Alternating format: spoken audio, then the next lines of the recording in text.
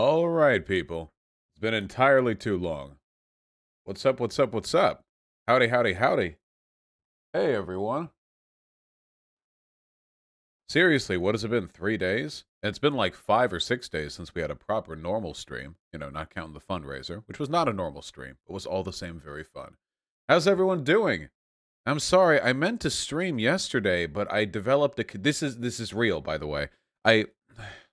I forget what it's called. It's called like chrobocritis or some stupid shit like that.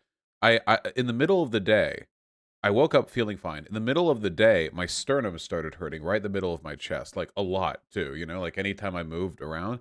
And I thought, what the fuck did I do? I haven't worked chest in a while, and I didn't get hit in the chest. So is there like a chest infection? Did something happen? I wait a day and it gets a little bit better, but it hurt for a while there. I look it up and it's this condition. I forget its name, but you know what it says? WebMD. You know what it says the causes are? Sometimes it's just caused by nothing. No shit. That's what it says. Sometimes it just happens. Yeah, costochondritis, or yeah, that thing. Yeah, sometimes it just fucking happens. And now I feel fine, by the way. Just completely. Yeah, it's called phantom pain. No. The pain was real. There was a physical. It wasn't just like a random like anxiety throb or whatever. It was a real thing, but like so stupid. I could have streamed yesterday. Jesus. Well, anyway, I feel fine now, so not a big deal. How's everyone doing? We have a preposterous amount of shit to cover. I mean, wow. We have like entirely too much to cover. In fact, Tempest, are you here? We're workhorsing you today, okay? We're pack muling you today, okay? You're gonna have a lot of Adobe Premiere work to do by the time this stream's done. All right, we're gonna be. It's a factory production stuff. Oh wait, here's a. Can you do me a favor and ask VGG to spam Vosh Rad in all caps over and over again? I need a clip of that for a project, please. Thank you. Oh, come on, people. Come on. There we go. All right. I don't know what we're doing. It's an arts and... Yeah. Bring it in for the... Yeah, that's what I'm talking about. True, by the way. Exceedingly true. Truest thing I've ever seen out of you fucking people. Thank you very, very much. Yeah, I appreciate it. Thanks to the ego boost, Tempest. Really, really helping me out, you know? Right as we kick off. God.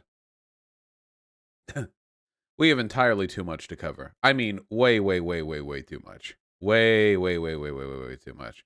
I'm actually going to start on a little bit of an atypical note. I hope you'll forgive me. There's lots of really important political stuff we need to talk about, but there's also something that means a lot to me personally that I want to talk about.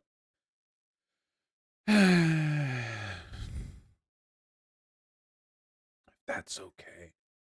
Yeah, real fans know what it is, by the way. Some of you have already guessed. Come on, you know. Yeah, you know.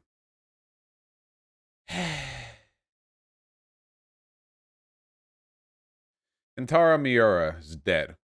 Kentaro Miura was, of course, the mangaka for Berserk. One of the most well-known manga to have ever been produced. Oh, I still have the little charity stream thing up there. Hold on. That's for a previous day. That's for a previous thing. Yeah, he died at 54, which is entirely too young. I mean, exceedingly young. It's crazy. He's been doing this for like 30 years. Look, I could wax poetic about Berserk for like a decade. I mean, if you've watched my streams, you've probably heard me reference Berserk a bunch of times too. But look, all I'm going to say is this, okay? If you haven't read Berserk, I strongly suggest you do. It's one of the pillars of dark fantasy, and I guarantee you're in love with one piece of media which was made by a person who loved Berserk. Okay? Berserk is like Astro Boy. It's one of those impossibly influential pieces of media that like the act of trying to track all of the influences and so on and so forth is impossible. You need to be a scholar, you know?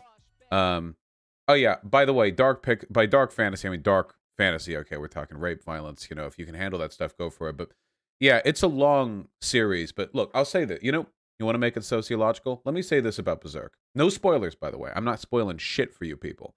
Where do I read it? There are a million places you can read it. I mean, you can get it off iBooks, I think. You can just get it there. I mean, it's a lot of volumes. You can find it. It's all over the place. It's well known.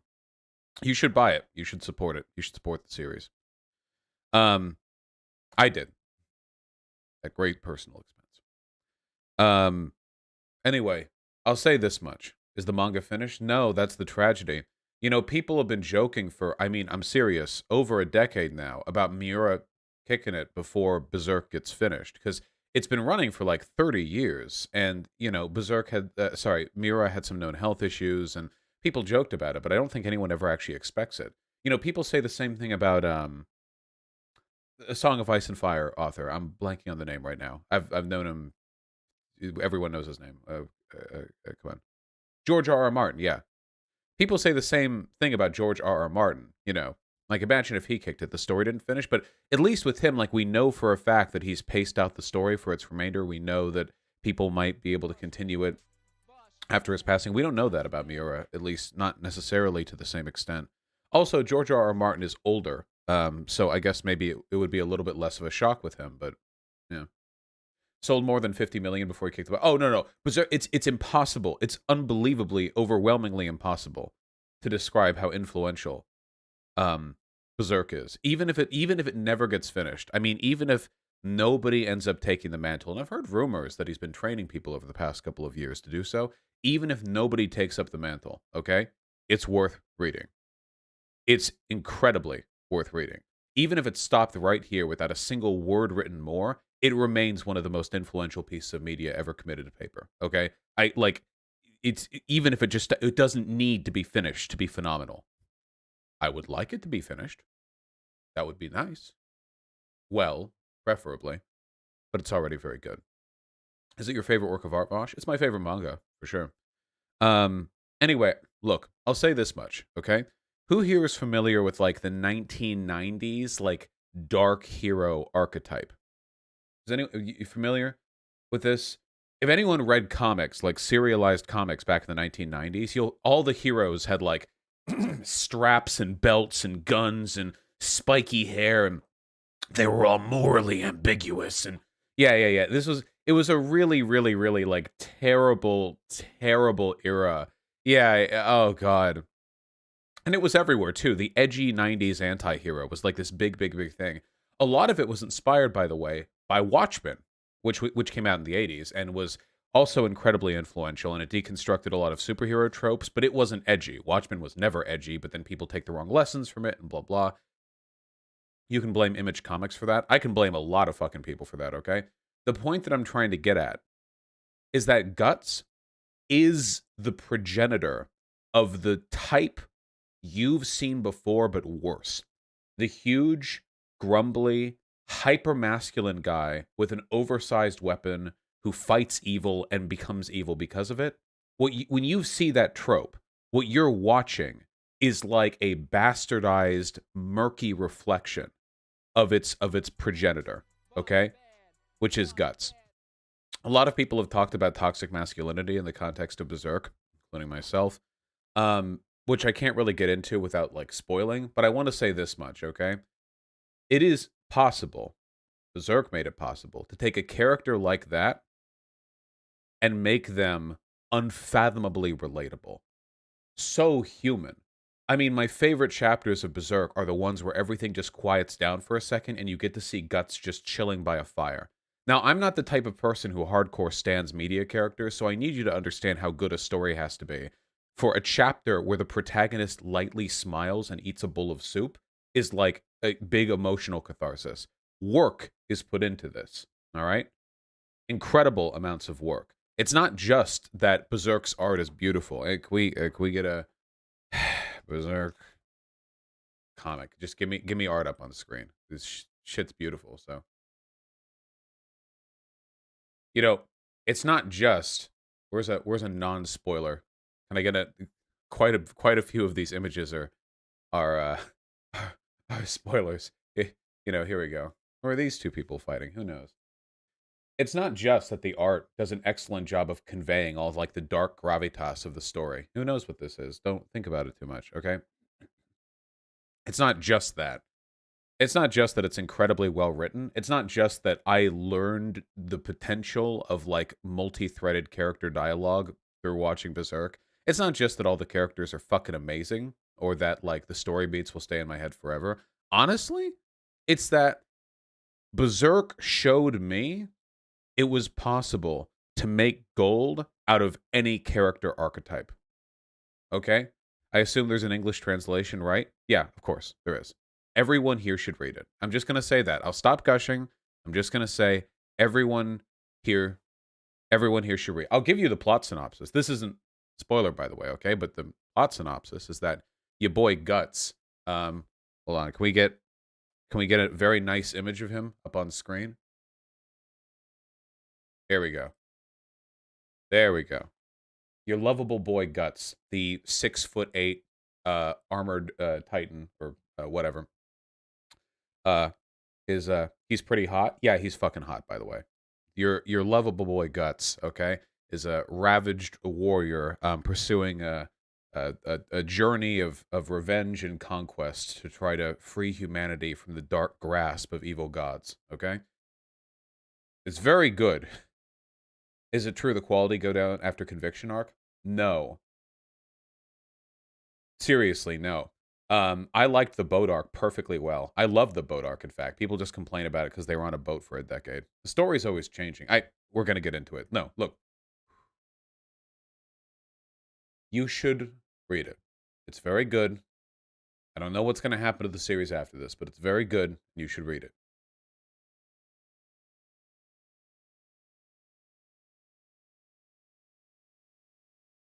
Alright. I might say more spoilery stuff in the future if I decide to talk about it. For now, this will have to do. Don't do anime, though. That new one was CG trash. The 90s anime is pretty good, but even then they miss a lot of stuff, you know? Yeah, the 90s anime is also really good. It also has the, most epic Poggers opening song. The,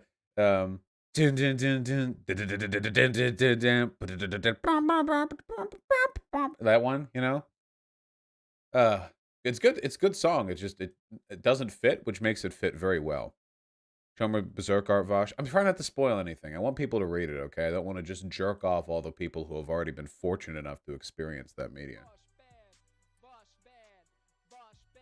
Now, who wants to talk about actual politics? How long is it? It's a good long manga, and it's worth the read. Even if you only read a couple chapters of it, just enjoy a couple chapters of it. At least finish the Golden Age arc. Christ, that's what most people remember. How'd the author die? Something to do with the heart. Some heart condition. Please warn people about all the sexual assault and gore in it, though. I mentioned it. Yeah, rape and violence. I mean, there's a lot of it. There's a lot of it. Did we get the donation receipts? I've been busy as fuck. I'm waiting on a few more payments to clear, but after that, yeah, I should be sending it through today, I think, and then I'll post it on Twitter. All right, we're here. What other mangas do you recommend? I recommend Berserk twice. Thank you. Anyway. We ready, people?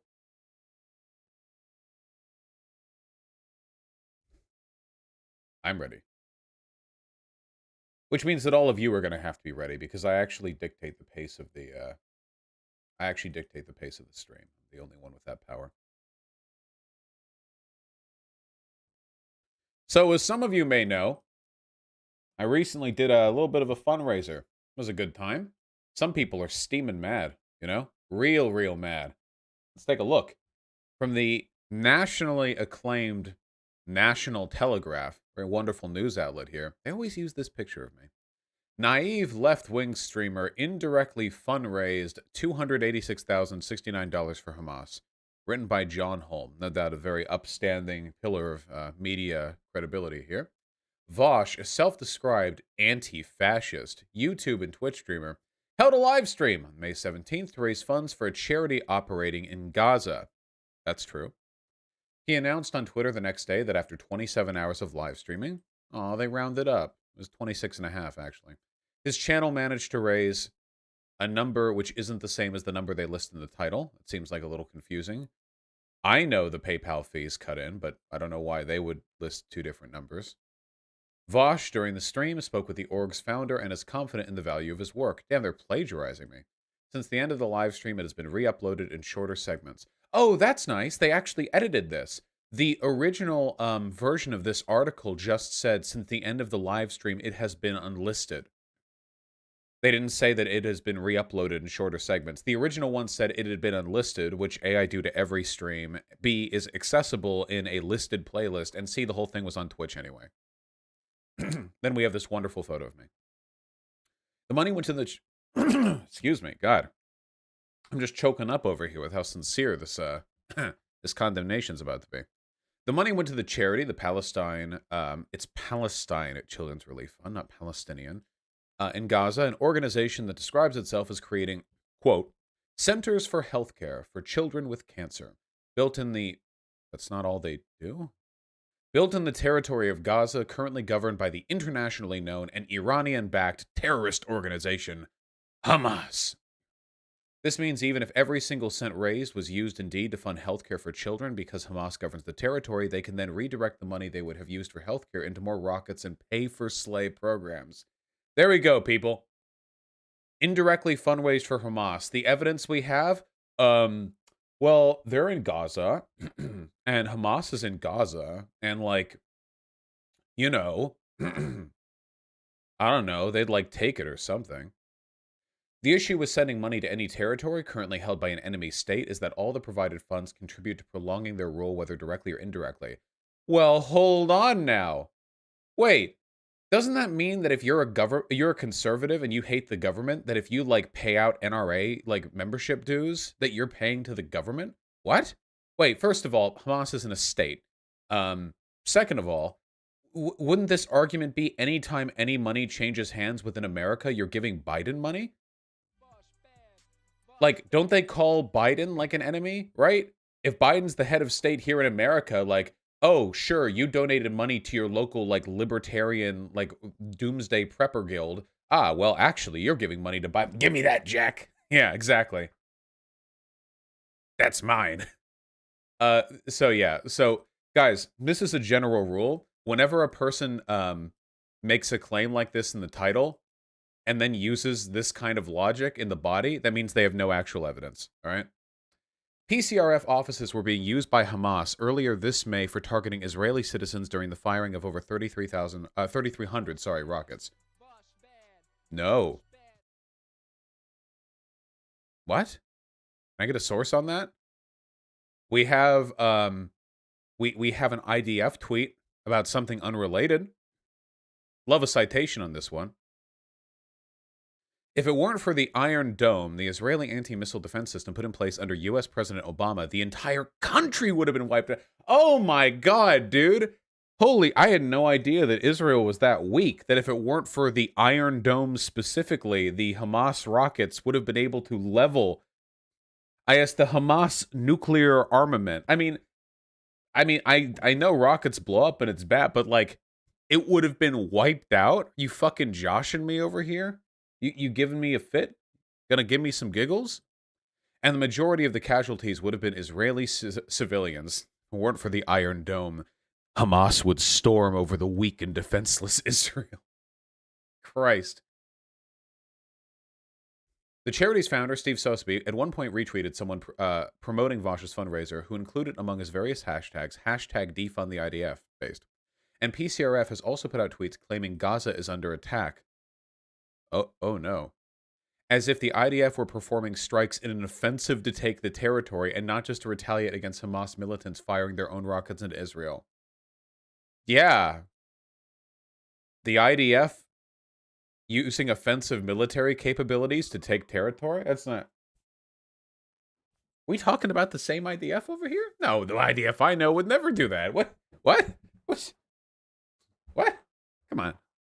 As we all know, Israel has, since its presence in the Middle East, been engaged exclusively in a defensive war, which they have never taken territory from. Come on.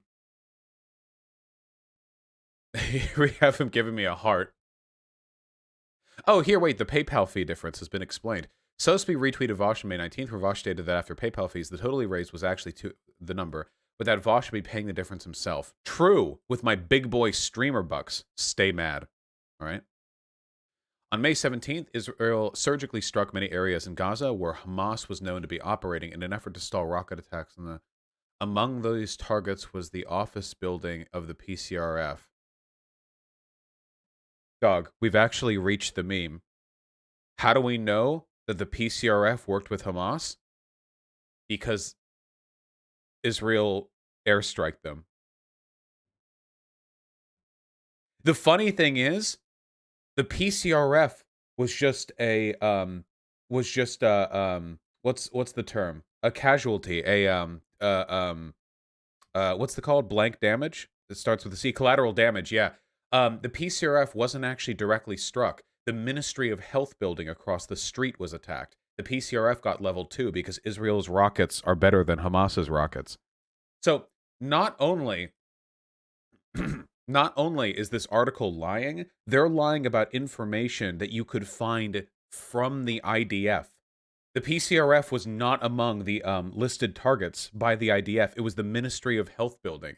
They don't even get that right. They literally just assume that because PCRF's offices were leveled, there must have been Hamas there. We're literally like post hoc, like, oh, their building got leveled. Oh yeah, well of course there was just known Hamas presence there. Yeah, obviously. No research done, factually lying. I mean, directly, provably, correctly lying. And it goes on. I mean, we can. Sosabe in his tweet neglects to mention why the IDF would have been targeting the building. They didn't target the building! As if Israel had simply decided to strike the building out of some spite for children, which is clearly not what's going on. Oh! Well, why did they hit the building, Mr. Sosabe? Is it just because they hate all life? No, clearly that can't be the case. It must have been because Hamas was operating out of there. Is there any evidence of any of the targets hit had Hamas? I don't know. I haven't looked into the Ministry of Health claim, but the fact that these fucking ass clowns are willing to blame the presence of Hamas when there wasn't even a target on the building they're referring to proves that it's a moot point. Hamas is a ghost to them. It's an ephemeral spirit that exists in the buildings that Israel decides to airstrike. It exists after the building is airstruck, okay? That's why. It's meaningless. It doesn't matter whether Hamas is there or here, and it's why you should always be a little bit skeptical of the human shield claims. Not that Hamas doesn't use human shields. They fucking do, and it's not good. It's very, very bad. But they'll say that about anything. Anything. It's like that meme, that comic meme. Oh, there was a Hamas base inside that child's skull. You know, you should be thanking us for clearing it out. Like, it doesn't matter. You can't keep using Hamas as an excuse when you'll just lie about Hamas being anywhere at any time, you know? Absolutely meaningless. Spectacular stuff, really. Should I sue for slander? Or libel, it would be, for the written form. No. Because unfortunately, in the United States of America, there's a very high bar you have to pass when it comes to lying about public figures, which I undeniably am. Should we say very performatively while jerking ourselves off, if you were worth my time, I would be suing you right now. My lawyers would be up your ass. You'd be up the litigation for years. I'd bankrupt you. Your children will be going to school in cardboard boxes, etc., etc. Well, that's a little horrible. The children shouldn't have to suffer for the sins of the parents, right? Well, there we go. We've done our little performative. We've done our little song and dance. Anyway, people were actually sharing this on Twitter, which is, my fave. Here we have resident coward and dipshit Elijah Schaffer. This is the fuckwad who brought me on for a 2v2 panel, didn't tell me I couldn't live stream it, had it with me, and then didn't tell me I couldn't upload it, and then copyright striked me, putting my channel in jeopardy after I uploaded it. So I told him he was bullshitting, counterclaimed, waited for them to sue me, and then he didn't. He never responded to the counterclaim. He knew he had no case, so he waited out 10 days till it dropped. No fucking balls. Absolute piece of shit. Coward little fuckwad. Who I could totally beat up IRL, by the way. Not that I ever would. Just to further emasculate. Easily, in fact. With both my hands behind my back. But I never would. But it could happen. Hypothetically. Yeah, here's that picture of me again. Picture of me right next to a swastika, by the way. Very nice. Antifa raises money to fight the Jews. By the way, I don't want to scroll through all of this because Twitter drama is, I'm feeling it's becoming increasingly beneath me. But If you want to scroll through this tweet, you can find some people who are truly living in an alternate reality right now. There are people in here, I'm not joking about this, by the way. There are people in this Twitter thread, okay, who are speculating whether the feds will confiscate my charity money for connections to terrorism. I need you to think about how isolated from reality you need to be to arrive at that conclusion, okay? I need you to truly think what kind of Odyssean mind journey you're on, okay? How many leagues away? You can't even see your mind past the horizon, all right? Jesus Christ. Unbelievable. You ratioed him, by the way? Yes, which means we have achieved socialism. Nicely done, people. Anyway, as I point out underneath this in the Twitter thread, not only does the PCRF have absolutely no ties to Hamas, they also have a perfect accountability and transparency rating, which is incredibly rare. And additionally, the PCRF is approved on the combined federal campaign. That's a government website that makes it easy for federal employees to donate to charitable causes out of their income. The U.S. government has approved the existence of the PCRF. How do you, I don't know how much more direct you can get with this. I mean, there's a reason why I chose this charity. They're as uncontroversial as you can get. If you ever hear anyone talking about this, by the way, so the U.S. government's funding Hamas? Probably. Anyway, the one talking point you might hear from this, let me prepare all of you for my legions when you defend me on social media, okay? I love you guys for it, by the way. Thank you. Just have this talking point in mind, okay? There is one little kerfuffle. Hold on. PCRF, Gaza. Let's go to Wikipedia, okay? This is the one thing on Gaza's, on PCRF's permanent report card, okay? The one single thing. Attempted donation by the Holy Land Foundation. To make a long story short, the Holy Land Foundation was a Hamas-adjacent organization that had their funds frozen by the U.S. government because they were associated with Hamas. Then, after that freeze, they attempted to donate $50,000 to the PCRF, 1/6 of what we managed. And then, you know what happened? The U.S. Treasury Department approved the transaction. That's it. The U.S. government looked at the donation and said, okay, that's the one thing we're talking about right now. But the PCRF rejected it, no? No, I'm pretty sure they accepted it. Why wouldn't they? It's $50,000 they can use to help like kids with their legs blown off by fucking IDF airstrike missiles. Yeah, take the money where you can get it, right? Also, for God's sake, the U.S. Treasury Department approved it. I mean, this is hardly illicit funny money. Also, $50,000 out of the Holy Land Foundation. Probably better that it goes to humanitarian causes than whatever the fuck else they were spending that money on. But the claim that the PCRF is Hamas adjacent or that money gets funneled to Hamas, there is literally zero evidence of that. I mean zero. None. Nada. Absolutely none. This was under the Bush admin, right? Yeah. This approval took place under the Bush administration, for fuck's sake. And they still approved it. God almighty. Yeah, this was the thing Deepak brought up when he saw it on his live stream. Anyway, long story short, the moral of this story is, I don't know, haters gonna hate? Mulder's malding? I don't know. Don't they have full transparency reports of what they do with the money? Yeah. 100%. You can go on their website. Here, hold on. PCRF charity. So you go to pcrf.net. Nice. Okay. Let's see. Where is it here? Our recent achievements. About us. Annual reports. And then here's every finance report going back to 1999. 2020 annual report. Look at this. It's even made pretty. This is a highly professional and well-organized outlet. Look at this. They even list the individual number of people that get every type of service they provide. I mean, Christ. You will not see a greater degree of transparency in any charity on the planet. Okay? Seriously, this is absolute top-notch. Which is, again, why I chose them.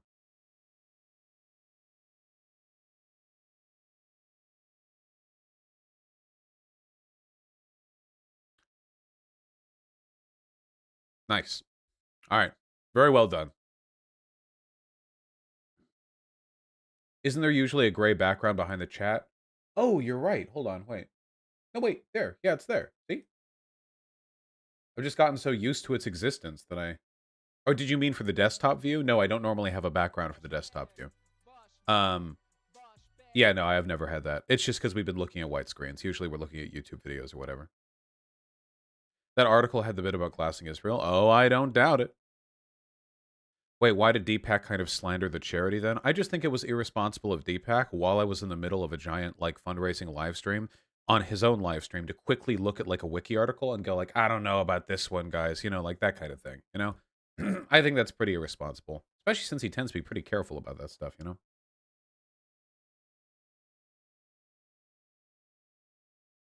A little redacted from redacted, too.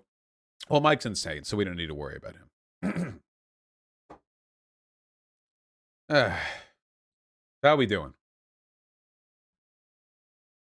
I want you guys to know, by the way, how tempting it is for me, because rarely do I get people on the left who are so odious that I can just go after them without people in my chat getting mad. The temptation to just find full clips of Mike and just watch them and smile the entire time is just... Oh, it'd be very easy content, you know? No, we're not doing it. No, no, no. No, no, no, no, no. Stop. We're not that spiteful. Not yet. We'll get there. Maybe one day we'll learn what a tiff is. Maybe that's the secret, you know,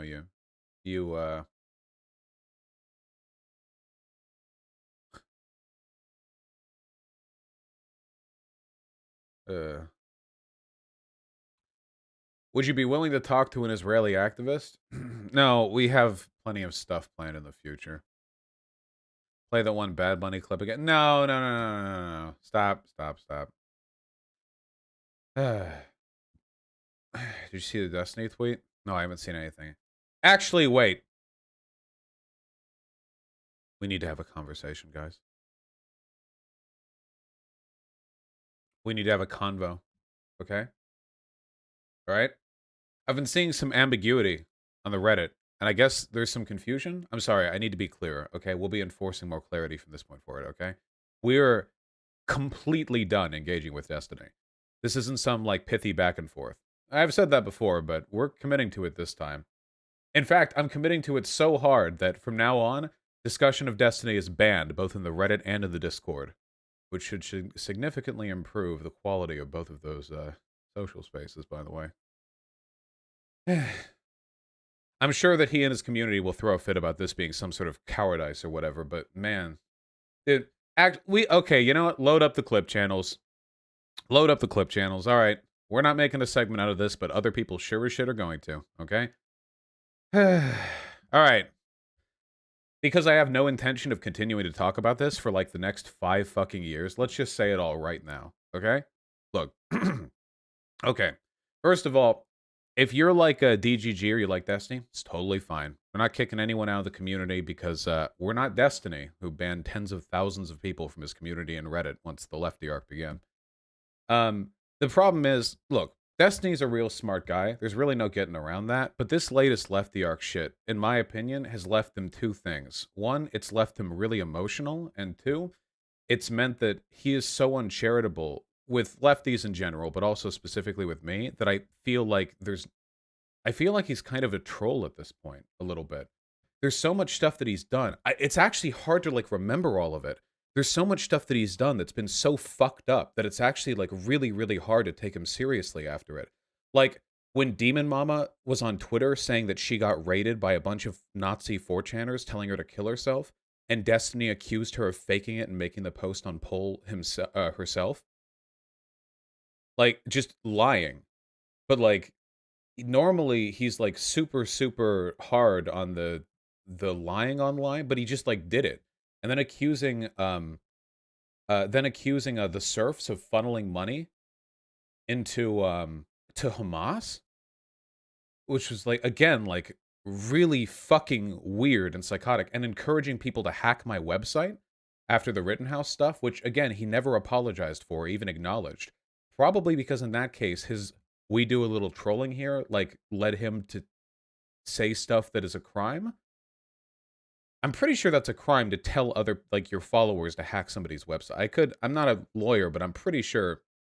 Yeah. Um, but like he never even acknowledged that.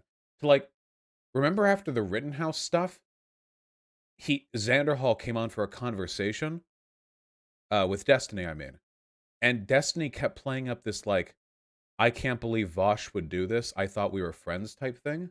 Does anyone remember that? I never actually saw the full convo. I just saw a couple clips of it. But does anyone here remember that? The like, yeah, we were friends. I just didn't think. I have never been friends with Destiny. We have never had a friendly, no conversation we have ever had has ever extended beyond disagreeing over something. And I think he wished me a happy birthday like 4 years ago, but it was like really weird. Like he knew I wasn't there to point out to Zan that we've never been friends, so he was doing this like manipulator tactic thing. Yeah, it was like really, really strange, you know? And then I remember he's done that before too. Like after the Rittenhouse stuff, when there was a clip of Lumi Rue like laughing a little bit after like something had happened, like Destiny had gotten banned or something like that, and Lumi laughed in a clip, and then Destiny like freaked out about it and said like, "Well, I anonymously donated $1,000 to Lumi's top surgery," and said it like over and over again, like I did a quiet favor. So like, yeah, it was really weird. I mean, and the thing is, I knew that if I did any of this shit, it would be remembered like forever by my community. And he used to have a reputation for his community holding him to account, but it doesn't anymore because he banned all of the people. Every time there's a Reddit thread criticizing him, everyone in the chat and the replies goes "oh 07 because they know that person's going to be banned. I would be interested in seeing what the ban list looks like for Destiny's subreddit because I'd be willing to bet that it's probably hit like 5 digits at this point. um Even like well-meaning criticisms, like it used to be the big thing, like his community held him to account, but now criticism just gets banned. So like, does it? I don't think so. I don't get that vibe anymore. And his community, by the way, and I want to be clear, look, there are really good people who watch Destiny. I know I'm friends with a lot of people who like Destiny. I'm really not trying to impugn everyone here, but his community is fucking insane. There were people in there posting like unironic, like pro IDF shit. I'm pretty sure Destiny even like downplayed the severity of what Israel was doing in the past couple days, saying that it was just like landlord disputes over which they had a legal right. His community, this is not a joke, by the way. His community has decided, at least some portions of it on the Reddit, not the whole thing, not the whole thing, that the Glass Israel thing was reflective of my actual beliefs. Do you know how many times Destiny has threatened to bomb something? Destiny has threatened to bomb ISP offices. Destiny has threatened to bomb and kill so many people and individuals. And because I'm not insane, I recognize what hyperbolic language looks like. But like, imagine if I like got up here and I was like, yeah, Destiny should be banned from Twitch because he's a threat, because he threatened to bomb an ISP one time. Well, I'd look kind of crazy, right? Because yeah, but there are people in his community who are obviously clearly of the belief that like that was reflective. No, I know. I actually saw this. This was the top response in a Reddit post, by the way. This was the top response, not like some little downvoted thing. I had a conversation with Dylan Burns a couple of weeks ago about the Israel-Palestine thing, remember? And it was a good conversation, too. It was a good conversation. I like Dylan Burns a lot. I have a lot of respect for the guy. And afterwards, there was some Reddit thread in Destiny's Reddit that got posted about it. And some the headline was, you know, look, Vosh had a talk with Dylan Burns. And you know what the top reply was? I'm serious. The top reply was, it was boring. Vosh had his mask on the whole time. And when that's the point you've reached with a community, what the fuck is even the point of trying to talk with them? Not to mention Destiny calling me an anti-Semite the other day, then walking it back. I noticed that me calling Deepak a Zionist and then literally 10 seconds later clarifying my statement is walking it back, but Destiny calling me an anti-Semite and then the next day saying on stream that he didn't mean it, he actually meant that what I just said was interpretable as an anti-Semite, that's not walking it back. He clip chimped that. Yeah, he did. Yeah, he used to hate clip chimping, but he does it to me all the time. He was like the moment it happened on my stream, no mention of the 37 hours of fundraising, the moment some tiny little thing he could find to clip chimp, he did it, and then his community was calling me anti-Semite. One of the people in his Reddit said that me saying that Deepak was a Zionist was like, which, by the way, I just think it's inarticulate language, which is why I clarified, but one of them said it was like saying the N-word about a black person. One of them said like this betrays, like the only reason I said it is because Deepak is Jewish. What am I supposed to do when a community is this far gone? In terms of like the charitability towards me, Deep Destiny and Destiny's community are at like Kiwi Farms levels. It feels like if I do something and then I go on Kiwi Farms, I could like I could rescue a cat from a burning building, and you go on Kiwi Farms and they'll be like, he just wanted to fuck that cat. He likes the smell of burning hair or some shit like that, like some insane. Yeah, like that's what I feel when I look there. And like I do what I do and I talk to the people I talk to in part because it's good for the channel, which isn't really applicable here because this community is not good for my channel, because it's good for my ideology, which likewise I don't think that's the case, and most importantly because it's fun. But it's not fun here at all.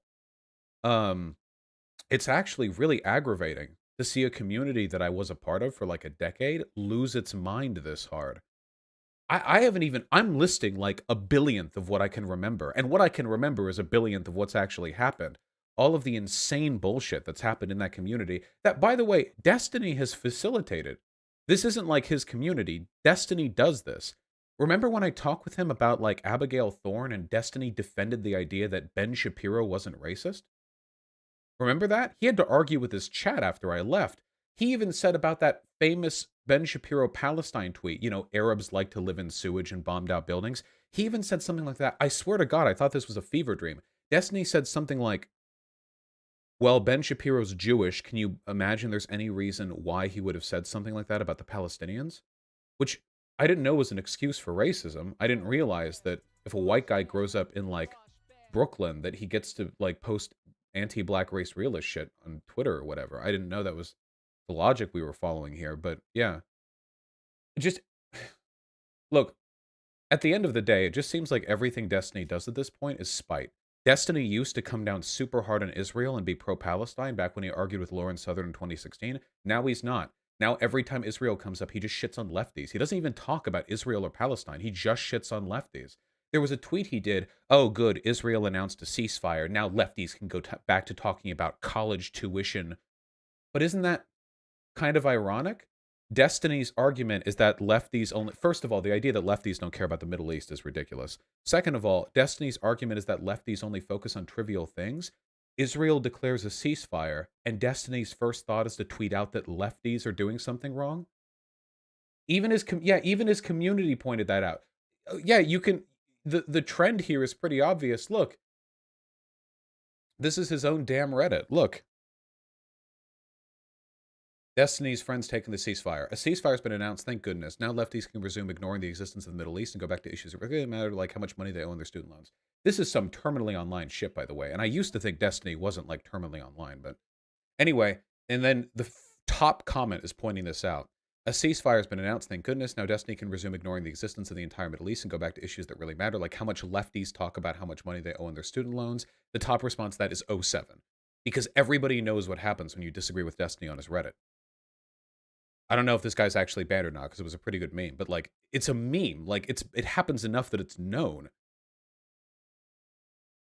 Everything that he does now is driven by spite. It's insane. Like he used to be like and like pro getting money out of politics and pro Bernie. Now he's not. He hates Bernie bros and he thinks that people overstate the influence of lobbying, He claims that he doesn't have a problem with worker cooperatives.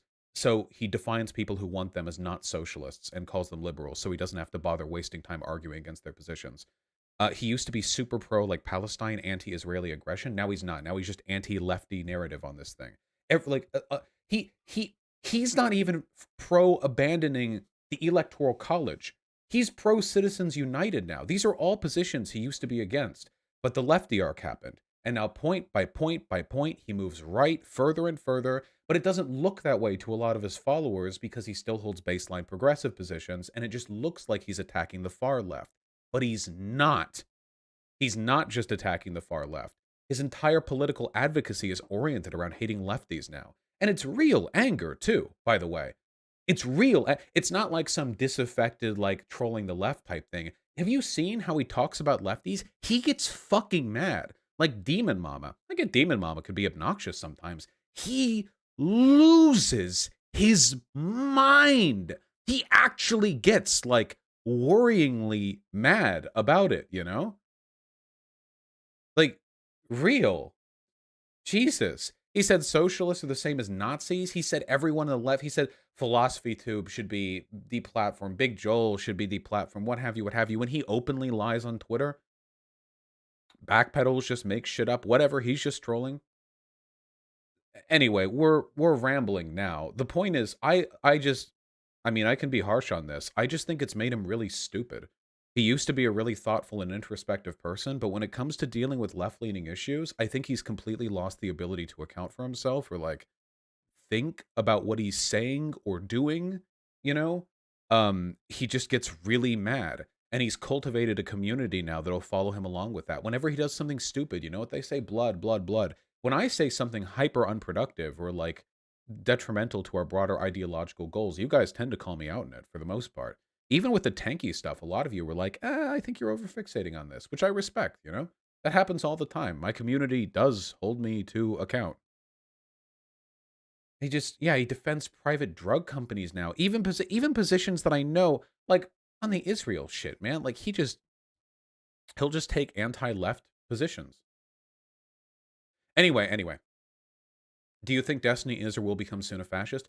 No, I think that Destiny is a contrarian, first and foremost. It took me a while to see it, but I think that's the most consistent narrative you can ascribe. When he started fighting against the right back in 2016, you know what he would say all the time? These skeptics are everywhere on YouTube. These fascists are everywhere on YouTube. These alt-righters are everywhere on YouTube. He was very interested in defining himself as a response to a broader trend. And you know what he's been saying for the past 2 years? Now BreadTube is the big thing on YouTube. Now it's lefties that are hyper popular. What's the next wave going to be? If you actually listen for him saying it, it's true. He actually fixates on the popularity of his opposition, almost as though his concern wasn't repping a certain set of ideas, but opposing what's most popular. And I mean, I still think that the online left is minuscule and infinitesimal compared to the broader conservative and fascist trend in this country. But when you're posting tweets like, Israel has declared a ceasefire, now the left can go back to complaining about college tuition, maybe you're just too always online to even see that anymore. Remember when he defended J.K. Rowling's transphobia by saying she was too old to understand? Yeah, I remember. Yeah, I remember that too. Oh, man.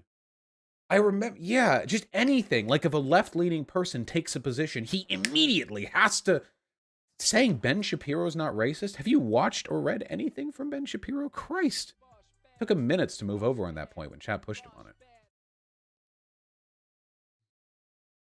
When you look at Destiny, you ever worried that you'll go down the same kind of rabbit hole at some point in the future too? Now that I'm seeing what his behaviors lead to now, no, I really don't think so. I do have a tendency to be always online. I was born online. No getting around that. But I actually believe in something, like fundamentally. Not like I'm really angered by these other people online and my beliefs have to be defined in opposition to that and so on and so forth. Yeah. Why don't you ever talk to Big Joel? I tried to during the charity live stream, but his mic was so bad we actually couldn't hear him. Anyway, the point that I'm trying to get to here is that if it's not fun and the community is so bad faith that if the community is so bad faith that a pleasant conversation I have with Dylan Burns is dismissed because I had my mask on the whole time, then there's just no point anymore. And ma'am, if we have any mutuals who still like Destiny, that's totally, totally cool. But I would really encourage you to like look at him the way that I do now, or I don't know, like pay attention to some of the trends that I've pointed out. The reflexive anger and hatred towards lefties, the obsession with contrarianism, the backpedaling and the lying, but then condemning other people for backpedaling and lying and banning people who call him out in his behavior when he does it. because he does it a lot. And if there are any other content creators who know both of us, it's only a matter of time before he does to you what he did to like me and a bunch of other people. He's got a lot of people he's on a no talk deal with these days, okay? He's got a lot of burnt bridges in his past, and it's not surprising to me because it seems like at some point something you do, some position you take or behavior that you engage in clicks a switch in his brain and he decides you are no longer worthy of treating in good faith. Like you're no longer worth that. It's not just that I won't anymore. It's that you're below that degree of treatment. And from now on, everything I do with you is just blood sports. You know? Does that make sense? So anyway, that's really all I have to say about it. So the position that I have on this now is like discussion of him is banned on Discord and Reddit, and also here in the chat because I just don't care anymore. We spent entirely too long being concerned with the opinion that he and his community have had. Any drama farmers, any clip chimps, any drama frogs, whatever, you're all going to get banned. Not because you side with Destiny, but because you keep bringing it to my attention. I do not care anymore. But if you want to just chill and watch the stream, then you'll always be welcome here. Okay? What about offline chat? I mean, if no mods are around, we can't get you, right?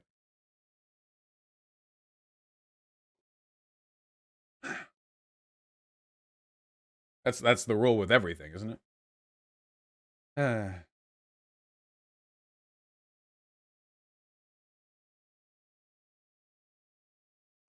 Anyway, one last thing I want to say. No doubt this will be met with some unironic debate bro shit, like, oh, he's too much of a pussy to debate me, or that type of thing. I know that because Destiny said that he wanted to debate me on, like, the Israel-Palestine thing, and I responded on my stream. I just don't know what there is to even disagree about. It just seems like Destiny's angry and he just wants to debate me because he's angry at me. And you know what Destiny said when he saw that clip? He said, wow, I've never seen Vosh so timid. Proving my point. He didn't have a response. He was just angry. Like, you see?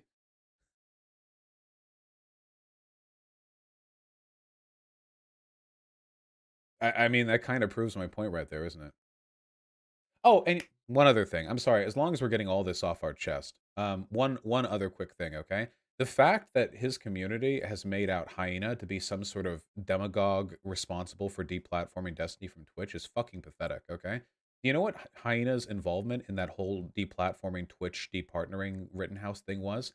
During a live stream that I did, where I had 12,000 people watching and chat was flying so quickly that it visually reset every 3 seconds, Hyena said a single thing in response to Destiny unironically defending Rittenhouse. They said, oh my god, this might actually be worth a ban. A message which disappeared in the time it takes to blink, which nobody noticed or saw, something which raced past the screen. But then some DGGer went into chat, pulled up the log, screenshotted it, and the rest of Destiny's community act like Hyena orchestrated some kind of community-wide report fest. That's it. No, that's actually it. Like, chat, spam really fast. Just spam something. Just spam a thing. Just go quickly, okay? See? Look at any individual message from this chat, okay? But be careful. One of these messages might incite the community into a coordinated harassment campaign. Who knows which one? I don't know because I can't read this fast. Okay? This is seriously... this is where it's... the whole anti-Hyena thing, this is where it came from, by the way. This. I mean, it wasn't going this fast. It was probably going half this fast. But do you see? This is ridiculous. And for the shit I had to see posted about them, that they coordinated, that Vosh and Hyena coordinated a harassment moderation ban campaign. Really, any one of these things happening should have been evidence enough that there was no point in engaging with this community anymore, but I want you all to be on board with my decision. Okay, stop.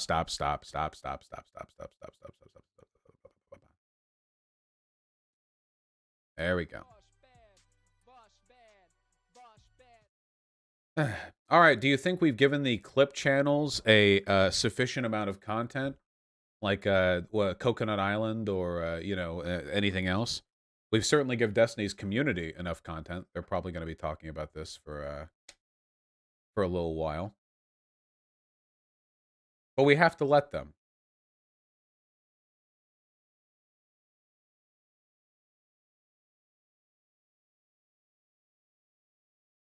They're already talking about it? Yeah, I don't doubt it. We can only speculate on what they're saying. Vosh is a coward. Vosh has already stolen all of Destiny's takes. That's another thing I really shouldn't let slide. You know what's oh god, as long as we're letting it all out right now. You know what's really funny? People in Destiny's community accuse me of stealing some of his takes. I mean, for a long time I listened to him, so no doubt some of his positions influenced mine. Fine. He was a right-leaning person years and years and years after I first started talking to him. If I took a couple of takes from him, he took my fucking progressive ideology. I was going on there encouraging him to be a feminist back in 2014 and earlier, okay? Like who's the yeah, Jesus. He described himself as an SJW for a while. I was doing that years beforehand, okay? If we're actually talking about originative ideologies, then yeah, I may have watched a lot of his streams. It took about half a dozen conversations for me to push him all the way over the positions that he's now ruining, okay? Jesus. You literally taught him what trans people are? Yeah, I can't believe anyone, it's what's the term? The new frogs? Yeah, they're like, I saw Vosh say he doesn't like rent control on its own without other types of policies, and that's a position I heard from Destiny. It's so arrogant. Does anyone here remember back during the N-word arc for Destiny?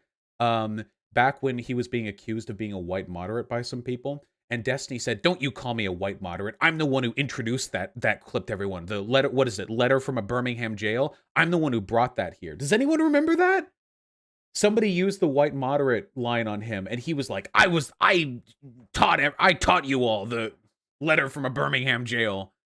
One of the most well-known pieces of literature from the most well-known civil rights hero in all of American history. Does anyone remember that? Please tell me someone remembers that. I remember that? Okay, thank God. I just want to make sure I'm not making shit up, because I remember this very vividly. The astounding arrogance. MLK was actually Destiny in blackface? Yeah, maybe. I mean, I guess he really wasn't a socialist then. God, it's so stupid. Anyway, we have to be done with this, okay? Because, like, this happens every stream now. People in chat, look what Destiny said about you. But, like, what is this? What do we accomplish here?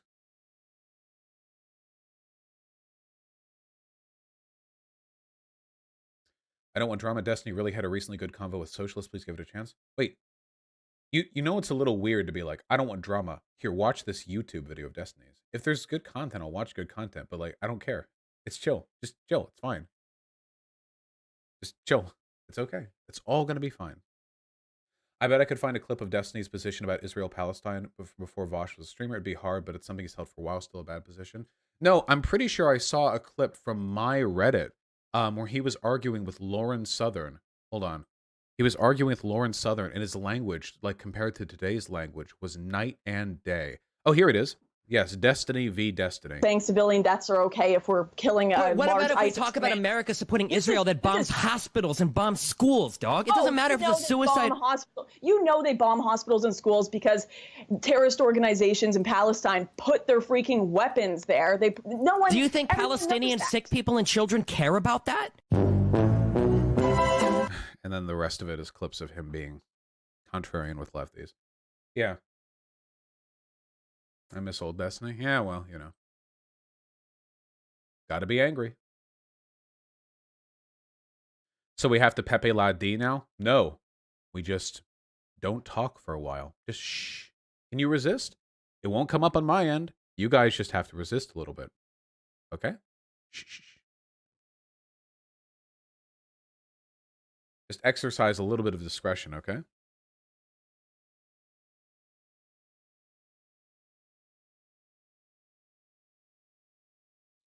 There we go.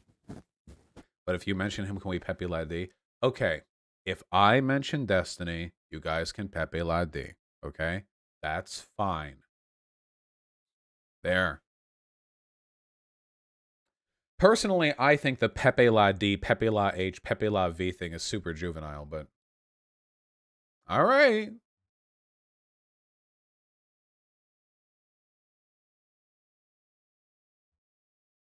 Destiny live... oh, wait, is this real?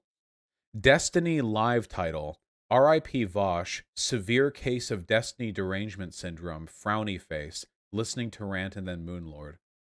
Doesn't this kind of prove my point a little bit? Yeah, I think this kind of proves my point a little bit. Also, isn't that him taking a thing I made up? All right, okay.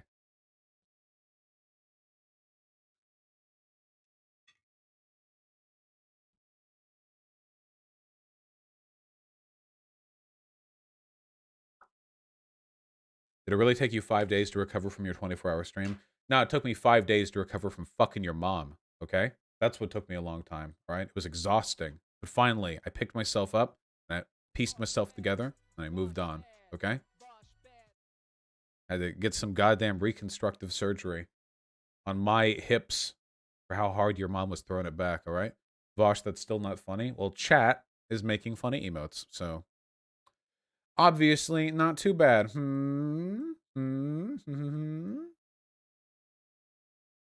You all know. You ever get mustache hair on your chapstick? Your chapstick doesn't really touch your mustache. It touches your lip. The mustache is over the upper lip. Not really, like, doesn't... You know what having a mustache does make a pain in the ass? Taking big bites out of burgers. At least if you have a long mustache. If you just have, like, a beard where all the bristles are just kind of like a ½ inch in length and they all just kind of stick out, then that's fine. But when you have a long mustache, and my mustache is like 2 inches long at the ends, the fucking mustache can get pulled into the burger bite if you're not careful, which is super fucking annoying. So you don't want to do that. You can tell chat we finished Invincible. Yeah, we finished the first season of Invincible, the show, and I've also finished the entire fucking comic, which ran from 2002 to 2018, I think. So it was an incredibly long-running endeavor. The comic is really, really good. Yeah, the comic is super, super good. Yeah.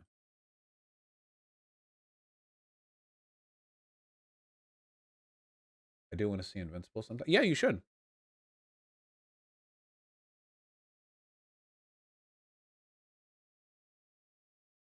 Rate the Invincible comic ending from 1 to 10 without spoiling it for others. The comic ending. I'd say it was a solid 7.5. There were a couple of underlying problems that never really got addressed. One of the things, so I feel like I feel like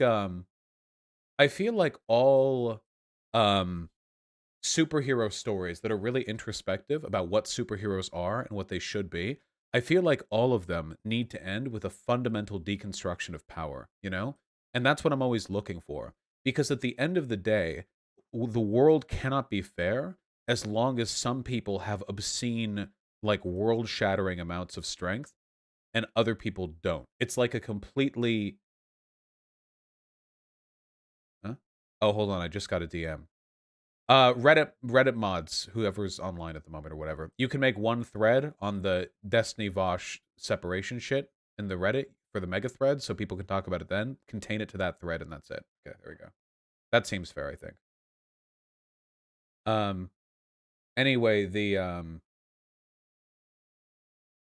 is the show or the comic better? Well, the show's only covered like 1/10 of the comic's length, so it's kind of hard to say. I mean, they both have their appeal. I think that the show actually changed some stuff for the better with regards to the portion of the comic that it went over.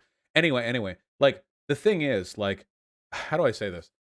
Any superhero story is ultimately going to have a pretty fucked premise, right? Because superhero stories never focus on the regular people, ever, in those stories. Because to live as a regular person is incredibly disempowering in a world with superheroes. Right now, in the real world, if you have a firearm, which America legally you can have, you're about as strong as an individual human can be. You have a firearm. Humans are weak. You've got a gun, you know, whatever. The boys? Yeah, the boys do. Yeah, okay. Let me amend my statement a little bit, okay? The Boys does a really, really good job of making it like, if you're a regular human, you're fucked in this world, okay? It's cool if you're one of the good superheroes, but imagine you live in like a Superman comic. How emasculating, how cucked, how beta is it? Like, anytime some big bad shit happens, you just have to wait on Superman to go, like, save you. That's super fucked. That's why I'm always really, really, really sympathetic to superhero stories where the government does some shady shit to manufacture their own superheroes. Normally, I'd be, like, super not on board with that, But when the alternative is letting a bunch of like renegades and vigilantes with the power to like blow up the moon dictate the global power balance, at that point, like, I feel like it's the only thing humanity can really do. It's also one of the reasons why I really, really, really liked... Okay, wait. Last thing I'm saying on this, okay? And then we're moving forward a little bit more. It's one of the reasons that I really, really, really like the Justice League Unlimited Season 1 story arc. The Justice League Unlimited is like, what if all of Earth's heroes lived in a gigantic fucking orbital laser cannon watchtower above the Earth, and everyone was really nervous about them because of every point that I just described. And this was a WB cartoon, too. I mean, it looked like the old Superman and Batman cartoons. Look at this. Like, this is, I mean, it's for kids, you know? Or I guess all ages, or however you want to do it. But this is what it looks like. It's not some, like, edgy, you know, Adult Swim interpretation of heroism. It's Superman and Batman, and they're all drawn in the, you know, it's like the kids, you know? But anyway, the first season of Justice League Unlimited is all about Superman and the rest of the Justice League growing increasingly deranged as they try to, like, hunt down Lex Luthor, who's running for president. And Lex Luthor, along with, like, government black ops agents, are trying to create their own, like, anti-superhuman responses. And at first, Superman is considered the good guy, but then Green Arrow, where is he? He's somewhere here. Is he not here? Weird. Green Arrow, who's a human and also basically a socialist, is like, hey, yo, Superman, you're, like, kind of fucked up. You need to chill, okay? All right? You're being really cringe right now. Can you really blame regular humans for trying to defend themselves against you, you know? I don't know. It's good. Good stuff. Yeah, Red Arrow. Yeah, exactly. Good stuff. Good stuff. He literally says, I'm an old lefty in the show. Yeah, he does. Yeah. Isn't he the black guy in the front? I think you're referring to the Green Lantern. Okay. Just because he's green. Okay. Isn't Green Arrow a billionaire? Yeah, he's like a billionaire. Didn't he like inherit it or something? I think he's always like trying to ignore the billionaire thing. Well, he's always being like philanthropic with it. Yeah. Yeah, he's their George Soros, exactly. All right, are we ready to actually talk politics? Yeah, he's a class traitor, is what he is. He inherited it. He doesn't care. He burns the money all the time on humanitarian causes, and then he runs around shooting arrows at bad guys. Okay, he's good. He's like good Batman. Also, he has a pointy goatee, which is about as good as you get. I mean, if you're gonna have a goatee, you might as well make it pointy. I don't know why you would. I don't know why you wouldn't make it pointy. You know. We good to go? You feeling ready for it? Oh, you guys are ready. You're ready for it. You're ready for it. Ooh, they're ready. Real pause champ moment. But I'm here for it.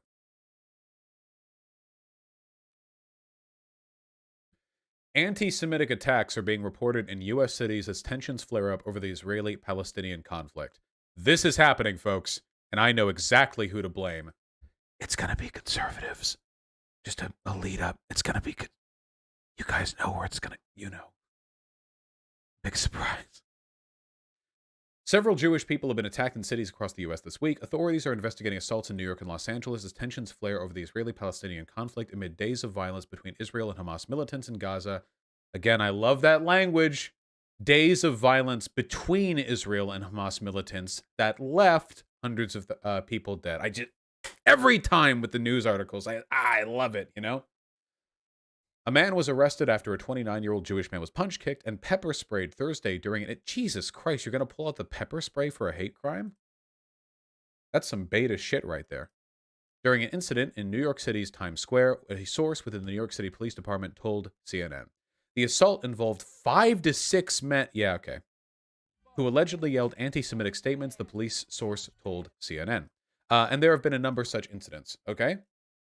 Now, I'm going to come out with a hot take, and it's going to seem hot, but when you think about it for just a picosecond, okay? Just a picosecond, all right? It's going to become really, really obvious. Now, who benefits from this? Obviously not the guy who got the shit beaten out of him, okay? Who benefits from this? Is it Palestinian people? Probably not. Sincerely doubt Palestinian people are going to benefit from whatever political repercussions there are to hate crimes being committed against Jewish people in the U.S., the only people who benefit from this, the only group that benefits from this, is Israel, because it does exactly what they try to do. They try to conflate Jewishness with Israel. Jewishness with Zionism. And in doing so, they lead to shit like this. If you make the argument that all good Jews are Zionists, it's Ben Shapiro, by the way, that, you know, a Jewish person is a Zionist and a Zionist is a Jewish person, etc., back and forth, what have you, then you implicitly make all Jewish people responsible for Israeli war crimes, which I think is kind of anti-Semitic. Personal opinion of mine. I think that's a little bit bad. Just a little bit bad to conflate, to make an entire religious, ethnic, cultural identity a state, to make it responsible, to directly relate its actions and their interests and failings and blah blah to a state. No, this is terrible. I hate Israel. Many people hate Israel, sometimes for good reason. Nobody should hate Jewish people at all. Zero reason, okay? There's absolutely no excuse for this bullshit, but this is a direct result of the language that conservative Zionists engage in. They want this because now when Israel does something bad, okay, now people who buy into that bullshit, they attack Jewish people, and many of them, you know, probably would have attacked Jewish people anyway. I don't think that the actions of Israel make people anti-Semitic. I don't think that's an excuse. Like, you know, oh, oh, Israel is bad. I have no choice sociologically but to attack Jewish people in the state of New York. No, I don't buy that, okay? But it should be noted that the direct conflation of these two groups of people leads to stuff like this. Maybe not every time. Maybe you can't find a direct one-to-one correlation between any given hate crime and its causes, but generally, yeah, this is what happens. And by the way, this is precisely the type of logic that bigots and anti-Semites have used for thousands of years.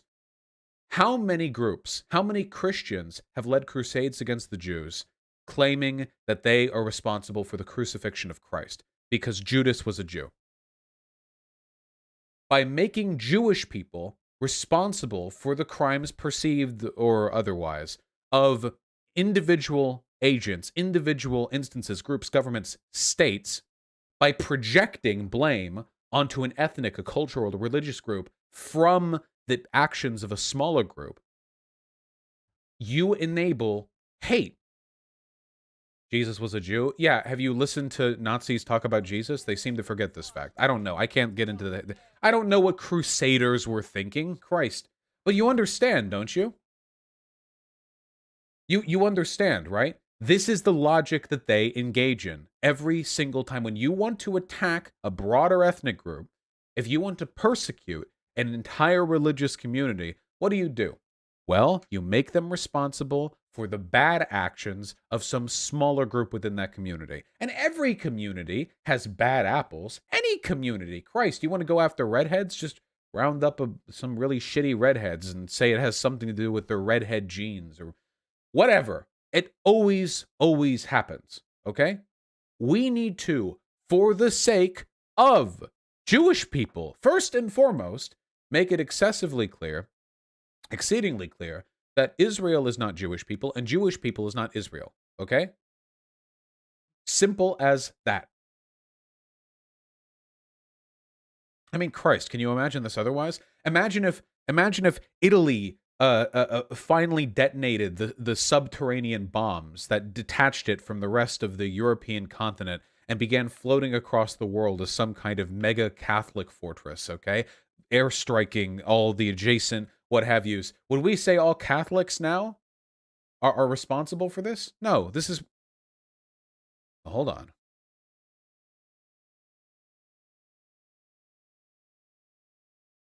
No. No, we shouldn't. We shouldn't do that. No. We shouldn't do that. No. We shouldn't do that. But we should respond with immediate retributive military force against the floating island fortress of Israel. Of course. We're getting silly. Look, the point is, this is obviously a tragedy. No individuals should be subject to hate crimes. No individuals should be subject to prejudice based on the behavior of states that happen to be run by people of their religious group. Oh, did I say Israel instead of Italy? Oh my god. I meant Italy. I said island fortress. They both start with an I. Did I really misspeak, or are you all just pulling my leg?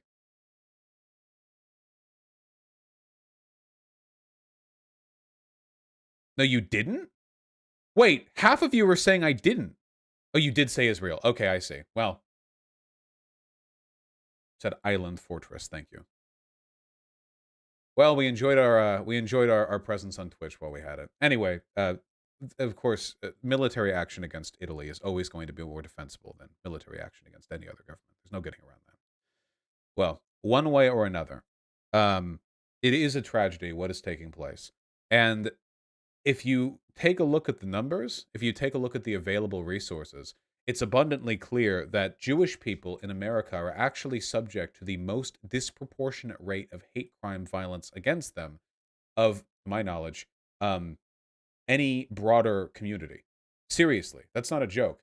I remember I looked at these stats on stream sometime in the recent past, but I think it was some extraordinary number. I mean, except for black people? No, no, no, no, no. Not even close. Compared to how many Jewish people there are in America, their proportion of the population, Jewish people represent an astronomical proportion of hate crimes. Something like 6 or 7 times as much as like the next most hate crime community proportional to their population, which is insane. I would love to see that data again. Find the stat. Yeah, we can take a look. Okay. Frequency of hate crimes by group. Perhaps we can. Hate crime statistics. Maybe this will.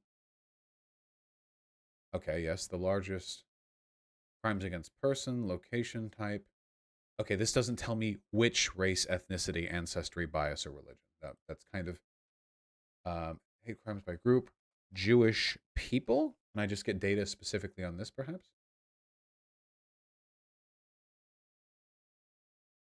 Oh, here we go. Not quite the number that I remember, not the data that I remember, but pretty clear, no?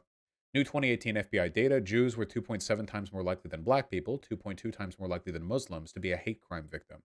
It's insane how disproportionate their treatment is. This is also the case in France. Anti-Semitism never went away. There are a lot of people, a lot of dumbfuck lefties too, let's be clear, who are under the impression that just because Jewish people aren't like all super duper poor or whatever means that they're no longer victimized or oppressed in any way. This is absolutely ridiculous. Um, Jewish people are the recipients of an absurd amount of discriminatory treatment. And that's the reason why, in spite of whatever insane meme bullshit I spawn by misspeaking during my serious live stream segments, I've always taken anti-Semitism extremely seriously. It's why it's something I think a lot of people downplay or understate. So, yeah.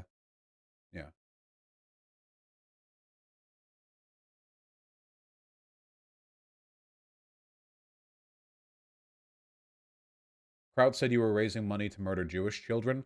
Kraut is an avowed Islamophobe who pals around with neo-Nazis and has not changed since his 2016 point.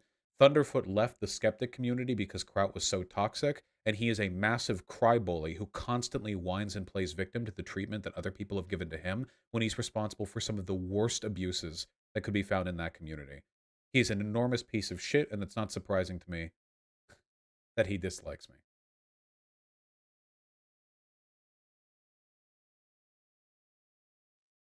Anti-Semitism is super pervasive. When a kid in my first grade class found out I was Jewish, he told me I would burn in hell for my sins. Well, to be fair, Christians will tell a lot of people that, depending on the circumstances. No, one of the big issues is that, unfortunately, most conspiracism leads back to anti-Semitism. Have you guys noticed that? The reason for that is because, how do you say this exactly? Most conspiracies rely on the idea that there is some um that there's some big crazy super secret group running everything, and when you're left believing that, the problem is there are already a bunch of pre-existing conspiracy theories which put Jews in that position, and it's kind of a path of least resistance deal when you think about it, you know? Like, because it's like there are so many conspiracy theories where like Jews are in charge. So if you get involved in these communities, they all kind of bleed together until like it all ends up being the same sort of thing, basically. Ever heard the music industry was run by Jews? I keep freaking hearing about that. There are a lot of Jewish people in positions of power across the United States for reasons which are fairly simple if you think about it. First of all, historically, Jews tend to be shoved into industries that place upon them a decent amount of financial power and responsibility. You can blame Christians for that one. That was Christians' backwood traditions that forced this to be the case. And second of all, due to the fact that major cities tend to be better havens for discriminated minorities, a lot of Jewish people in America live in the largest, most prosperous, and most politically relevant cities in America. If the most of Jewish people in America are in like New York and Los Angeles, is it really a surprise they're going to be disproportionately represented in like industries that come from these places?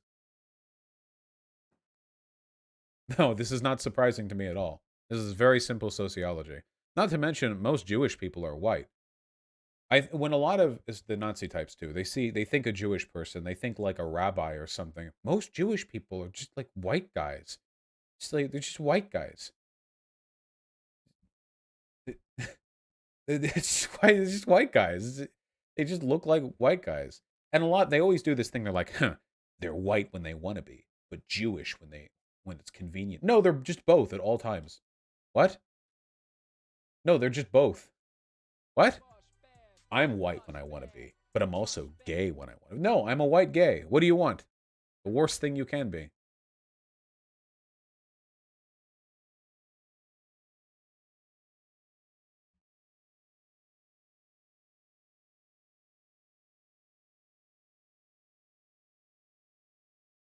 You all understand, right?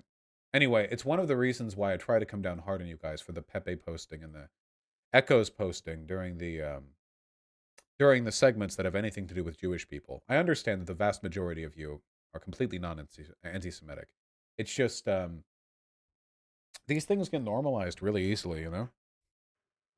And if you keep doing it, by the way, I'm just going to start permabanning people who do it during segments, like the Jewish people. I don't know why this is so difficult. The Jews also have a long history of valuing education and literacy. Culturally, yeah, they have a lot of very positive tendencies there.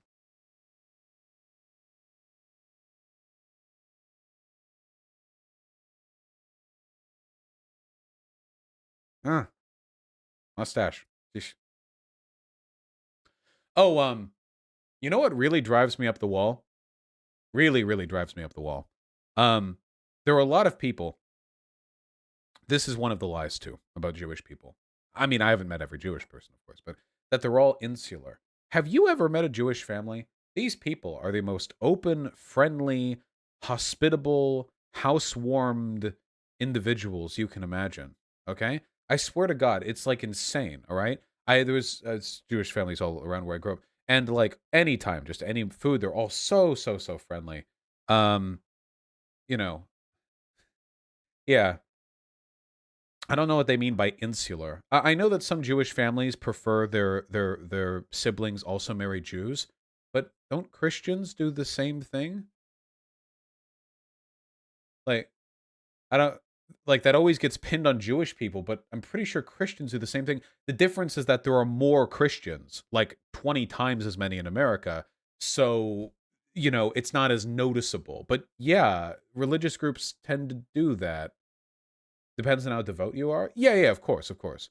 But it's just I think it's a pretty universal tendency, I think, to be discerning in that respect. Not to say it's a good thing. It's not. I don't like it, but um a lot of people probably think of the ultra orthodox communities in major cities when they think of Jew. Yeah, yeah, yeah, of course, of course. But like when this is a bias thing. When I think Christian, I just think of like I don't know, just like a white guy smiling, I guess. I don't know.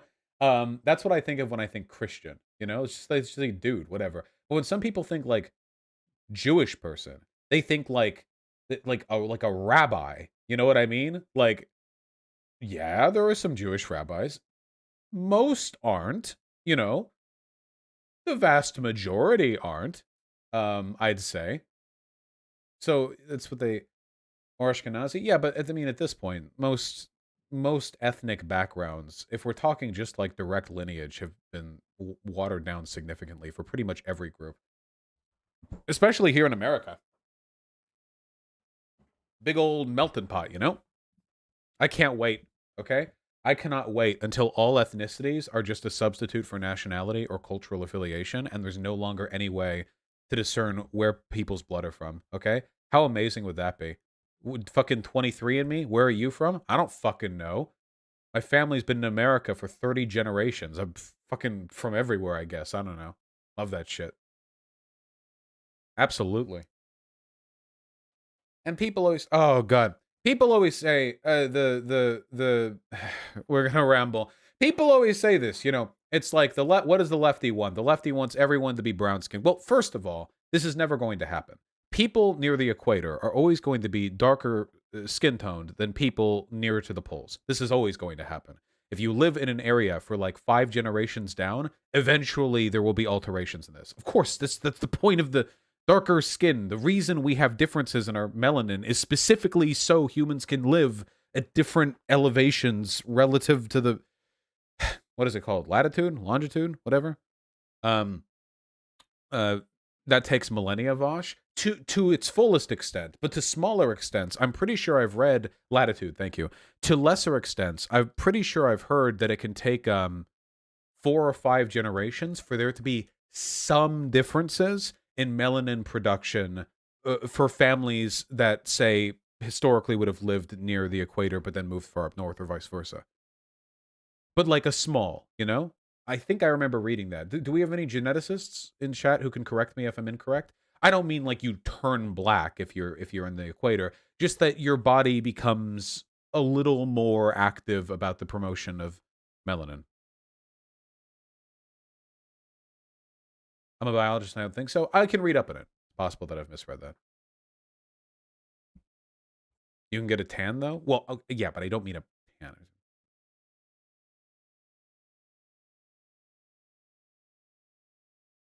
I mean, maybe I mean a tan. I don't know. The effect in the modern day won't be big since we don't die due to sun-related things as much. We still spend a decent amount of time outside, you know? At least a little bit, you know? Some portion of our time outside. You know? Black people lived in America for generations and are still melanated. America isn't near the poles. Also, wait, first of all, how do you know if there's been a change in the average skin tone of an African person who's lived in America for... Wait, there are so many things wrong with that. First of all, most of the people in America who are black who descended from slavery are not fully African because there was a lot of fucking rape going on during the slave days. Okay? Second of all, how do you know their skin tones haven't changed? Third of all, yeah, black people have gotten a lighter skin tone over time since coming over here. How much of that is epigenetic? How much of that is racial intermixing? We don't know necessarily. Yeah. Okay, whatever. I'm not a geneticist. Okay. How are we all doing, people? I don't know. Shh. We good? We alive? I'm not an expert on that particular subject. Oh, good. All right, I'm very, very, very happy to hear that. Seriously, evolution does not work that way? No, I'm not. Okay, never mind. There are evolutionary processes that don't take the billions of years. It's not all. Moving on. Let's read a dono. Ooh, wait, before we read donos and then talk about conservatives being pedos. Yes, bring the. Yeah. Deliver her.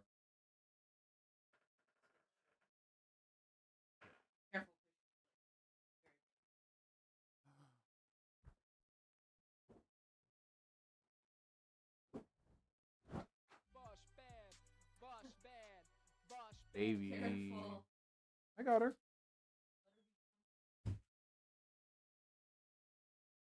Look at her. Baby Yoda. Hello.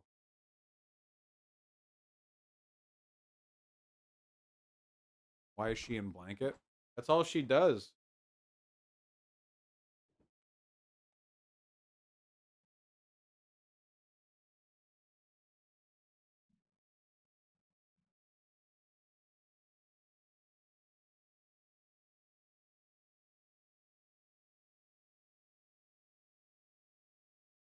Snuggly little baby. You can see her little foot's up right here. Hello. What are you doing? Why is that foot there? This is just what she does for 12 hours a day, by the way.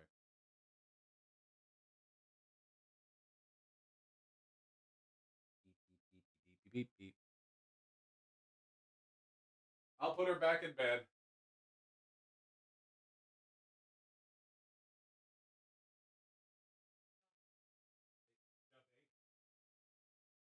Oh, wait.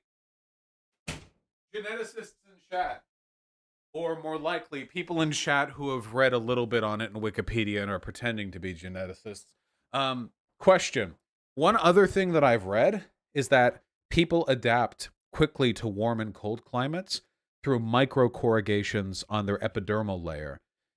So, like, if they're, people who live in cold climates, their skin corrugates very, very slightly. I mean, you couldn't notice it by feeling it.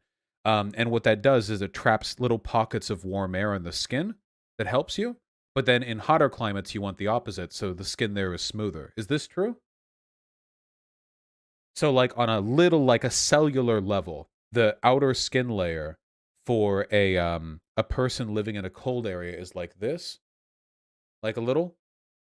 Whereas for in a warm climate, it's just like this, you know? That's a super generalization, Vosh, kind of right, though. Ah. Lefty, hard science knowledge. You know how it is. All right. Vosh, you sound very dumb right now. Well, your name is Dutch Dipshit, buddy, so takes one to know one. Wait. Anyway, let's catch up on donos really quickly. I know that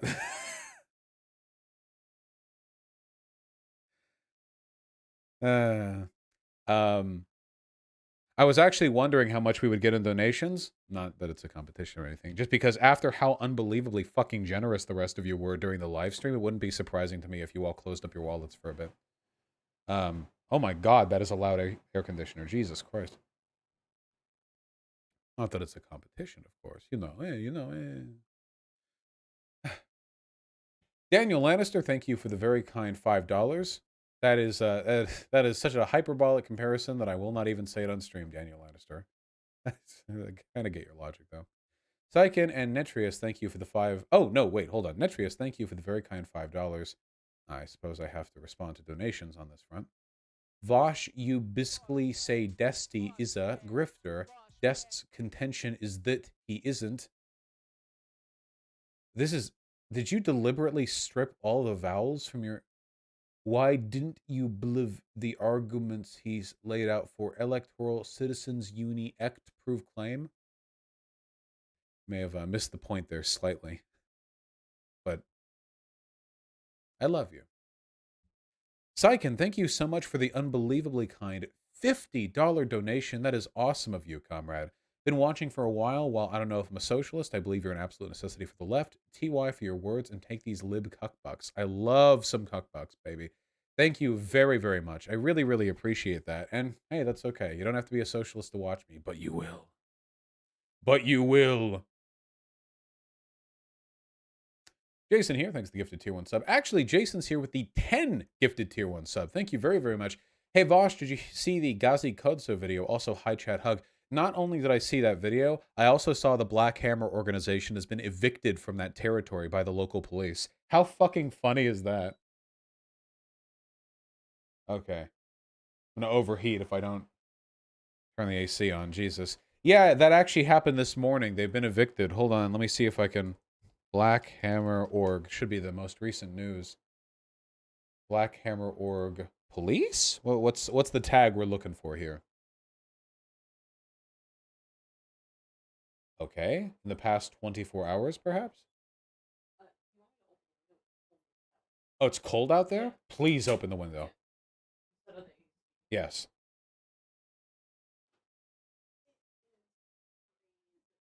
Oh, that's nice. I can feel that. Thank you.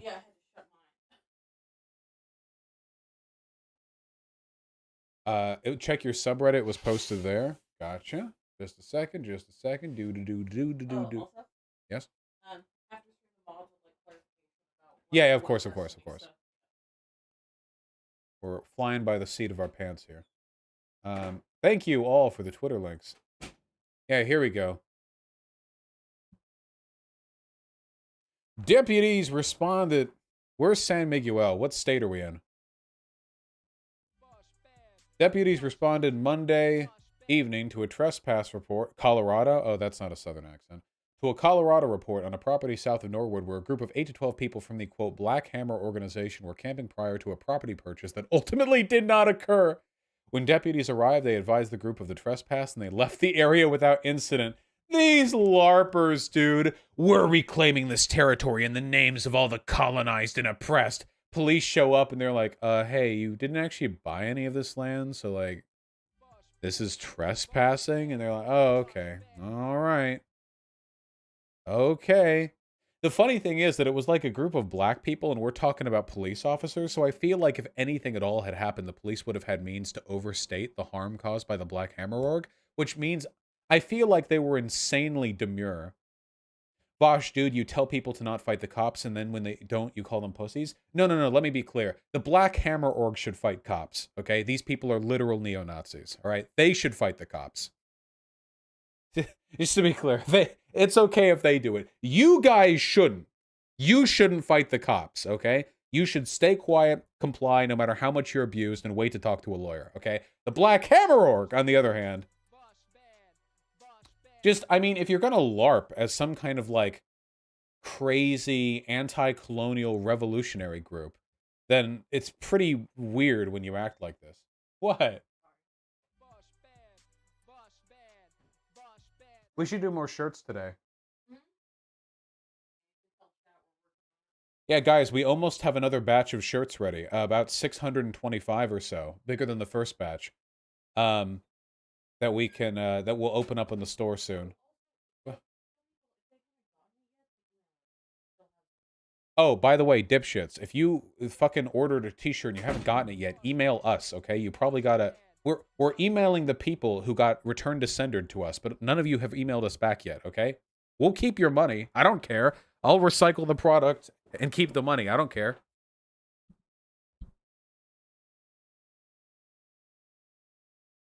We're not dipshits, frowny face. I'm sorry, I love you. Anyway, let's finish this. Storm Warden, thank you for the very kind $5. Yeah, the Warhammer community is full of types like that. DeGero with the incredibly kind $20. Have you read DC Injustice comics? They're pretty fun read, giving good context to the fighting game they were made for. No, I have not. Though I have to say, they do look pretty melodramatic. Ace of Spades, thanks the $5. Nope, haven't beaten Resident Evil 8 yet, and when I do, it'll be on stream. Seductive Seaweed, thank you for the incredibly kind Tier 2 sub. Really appreciate that, comrade. Likewise, Charlemagne, thank you. Sulferno, thank you for the Tier 3 sub. Yeah, I'm very, very happy with how the charity stream went down. And Annie Rudd, Boy Meets Mini, and Rock JB2D, thank you for the Tier 1 subs all. I really, really appreciate that. Annie Rudd, best of luck with your book on masculinity. I can't promise any conversations, though. I'm devastatingly overbooked as it is. Kolodic, the gifted Tier 1 sub. Someday you'll pronounce cowardice like a normal human and chat will be full of poggies. What's wrong with how I pronounce it? TD Shum with a very kind $15. I'm weirdly invested in your relationship with Booksmarts, probably because I find him extremely charitable and good faith. Will you have him on again? I suppose. I still don't particularly appreciate him calling me a liar, though. I just don't think that's an accurate character. I said that I don't trust Booksmarts because he said that I lie a lot, and then when he responded to that, he said, it could just be you forgetting mid-conversation. And I want to be perfectly clear, I do forget things mid-conversation. That's not something I don't do. It actually happens pretty often. So I don't know. Seems like an unfortunate inference, but I guess I can understand why a person might arrive. I need an example. Maybe if I was given an example, it was something that I could work on. It's cowardice, not cowardice. What do you want? He said you forget things in key moments too much. Possible, yeah, that's entirely possible, but I don't lie. I don't even know what I forget necessarily. Lying about what? I don't know. I need an example. I need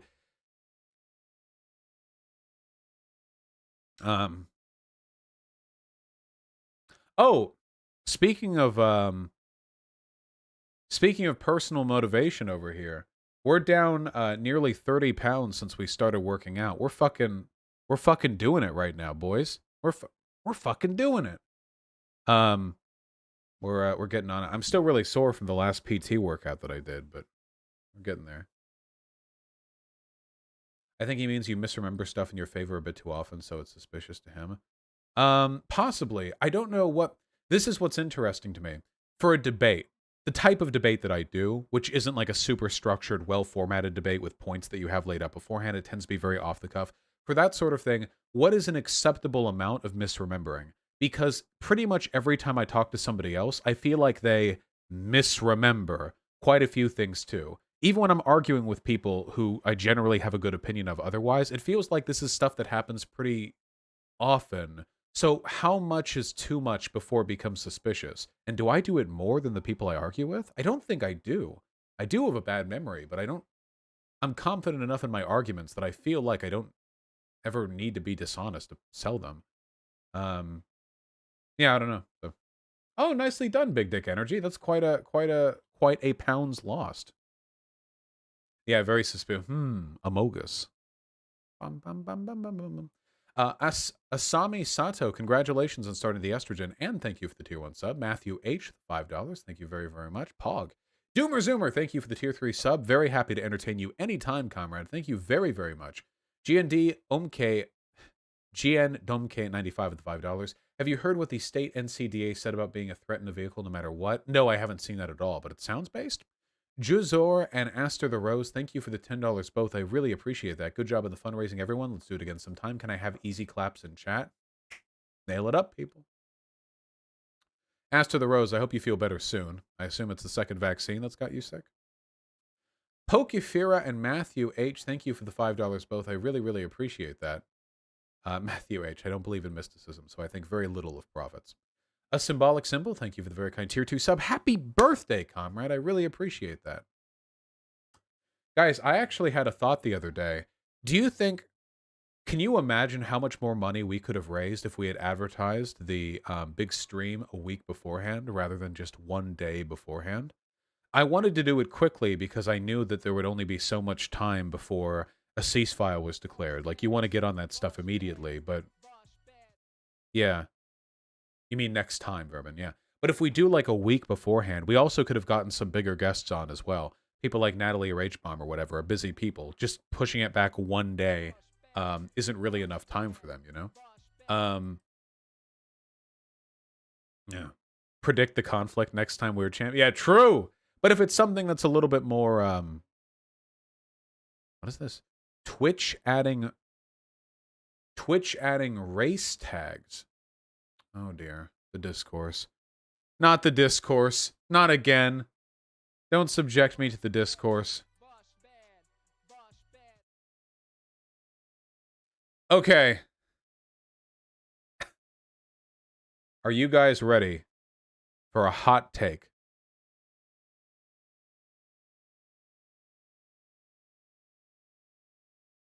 Oh yeah, line it up, people. First of all, I think it's okay to have Twitch general tags that describe the topics on stream. I, for example, have an LGBTQIA+ tag on my Twitch thing, okay? However, being more specific than that starts to get really weird. Yeah, what are these tags? If it's like Black, Hispanic, like this gets a little weird to me. Why not a tag like, I don't know, anti-racism, you know, or like a BLM tag or something, I don't know. Because if you start like having people self-label, it gets really, really weird. It's also a bit of a risk because these are the groups that people are going to target. Let me see. What's the full list of tags? Can I get a full list?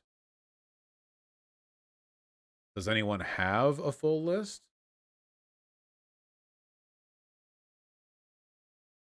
Yeah, Twitch tends to miss the mark with the progressive stuff pretty hard. First paragraph? This isn't a full... Next week, we'll be able to select for 350. We also removed references to ally from the LGBT. And we are creating a standalone ally tag. Okay. So none of these tags are mandatory. You don't have to put them on. This just feels like conservative bait. I mean,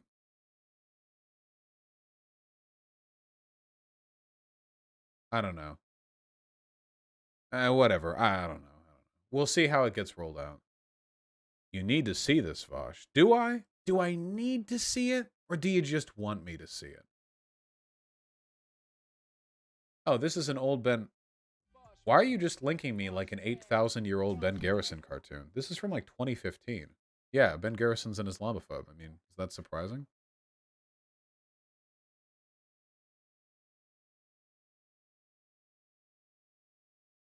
I like the leaning minaret of Pisa right there. I like that a lot.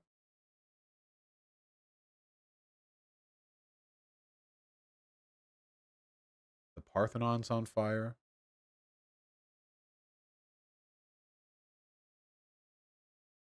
Waterfest, that's nice. You know, healthier a little bit.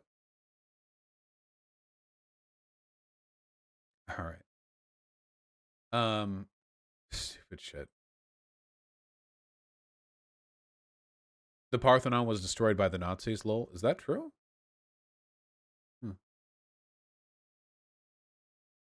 Didn't know that. It was? Oh, wow. Wait, why? Weren't the Nazis big fans of Greek revivalism and neoclassicalism? Why would they? What? Because they're assholes? Oh. The Nazis were assholes.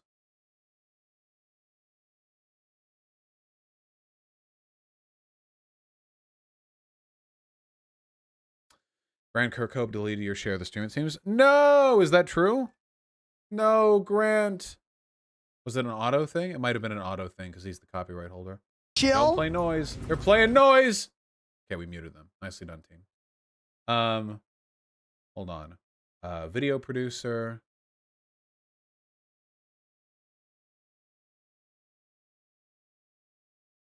Copyrights and your channel. You have 0 copyright strikes. Well, that's nice.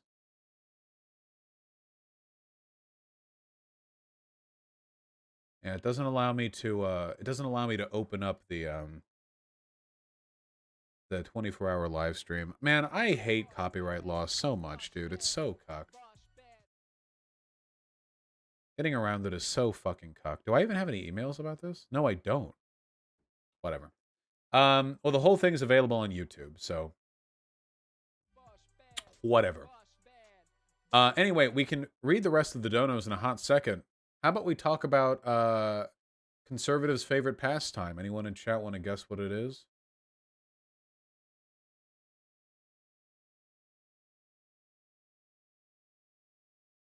Yeah, a lot of you got the right idea.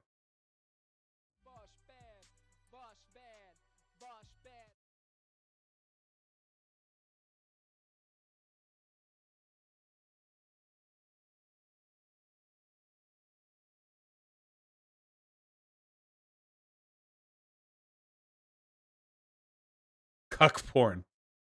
It would be cuck porn, wouldn't it?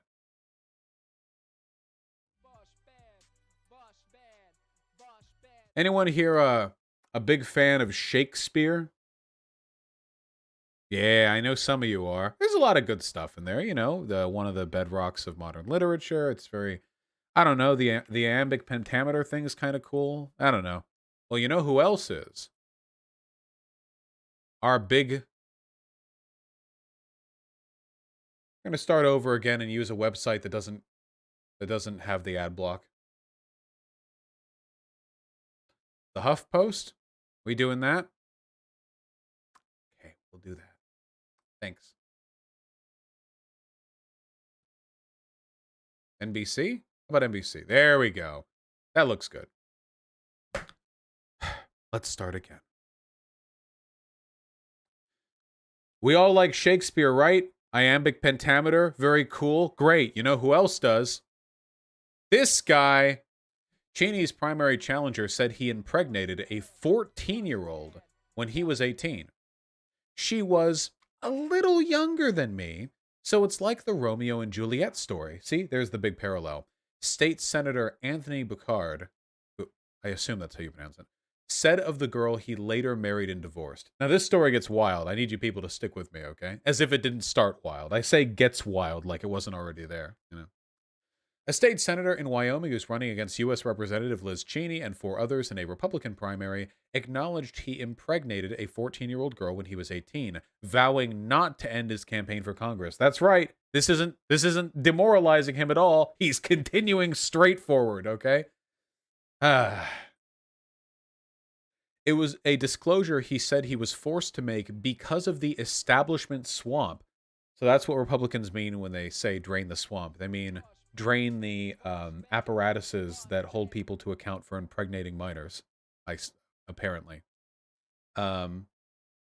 Everyone has something in their life they did. We've all had these problems. Why is this a big deal? It is incredible to me how hard these people tell on themselves. It's not just like, I did a terrible thing and I'm going to shuffle away out of the public eye. It's like, yeah, dude, she was already like 14, bro. For me, a Republican culturally, this is well past.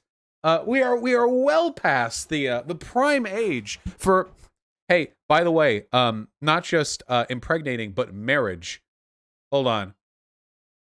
Was that included in the story? The original article that I looked at. Yeah.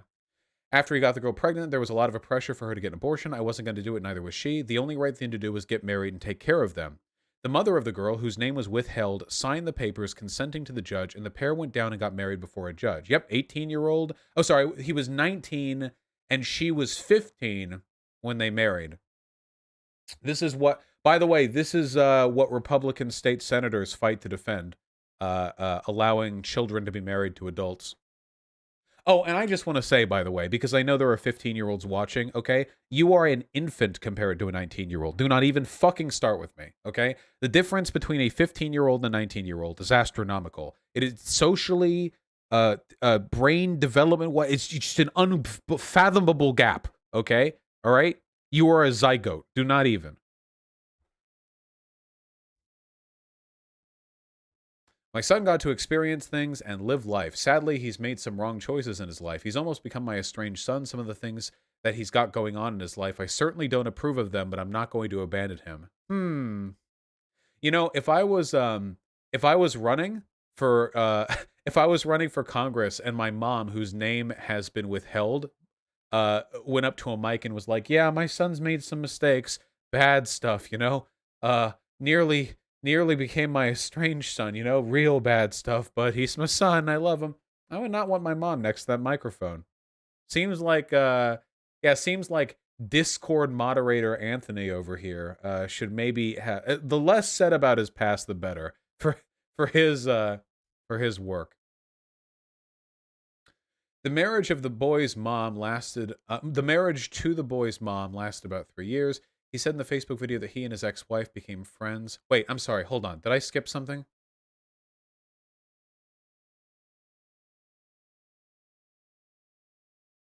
The marriage to the boy's mom? Wait, am I missing something here?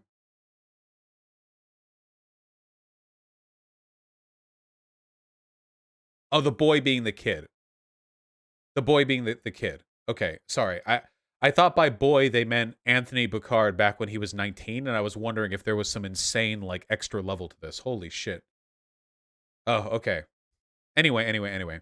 He said in his Facebook video that he and his ex-wife became friends after the split, and the ex, quote, who had problem in another relationship and a family history of suicide, died by suicide.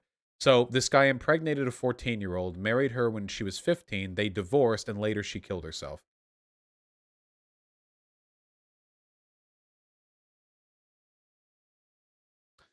So anyway, his response to these allegations. Can't we let these people rest in peace, Picard said, adding his opponents, wouldn't be doing this if I wasn't the front runner. If this is the best you've got, bring it on. And I gotta say, you know, this guy, real go-getter attitude right here. Oh, yeah? Yeah? Yeah? Impregnated a child, married her, and she later broke up and killed herself. Mom nearly estranged me. This is the best you've got? This is nothing compared to what I've done. This is just a scum on the surface of a lake that you can't even begin to fathom the depths of. This guy has got some skeletons in his closet. This guy's got entire fucking burial mounds in his closet, okay? Anyway, truly spectacular shit. His spokesman, Jeremy Adler, told the Playboy the Cheney campaign had no involvement in this at all. I like how this shit is so odious that even his opposition candidate their like campaign is putting their hands up in the air and going like, no, we're not. We have nothing to do with this. We're just completely no. We're just we're over here and he's over there and we're doing very, very, very separate things. Anyway, it gets even better. Okay. So it gets even better. Okay. Get ready for a Twitter take. What Picard did was wrong. But what Picard and the baby's mother did in choosing not to abort, especially given the circumstances, will earn them both a special smile from the Almighty. He's the kind of man I want to see in Congress. So you can rape a child and impregnate her, but as long as the rape, the statutory rape baby isn't aborted, God's happy.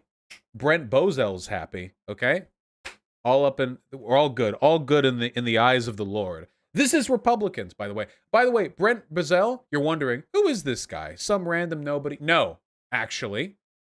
Brent Bozell III is an American conservative writer and activist who founded the Media Research Center, the Parents Television Council, and CNS News. He was president of the Parents Television Council from 1995 to 2006. He also serves on the board for the Catholic League for Religious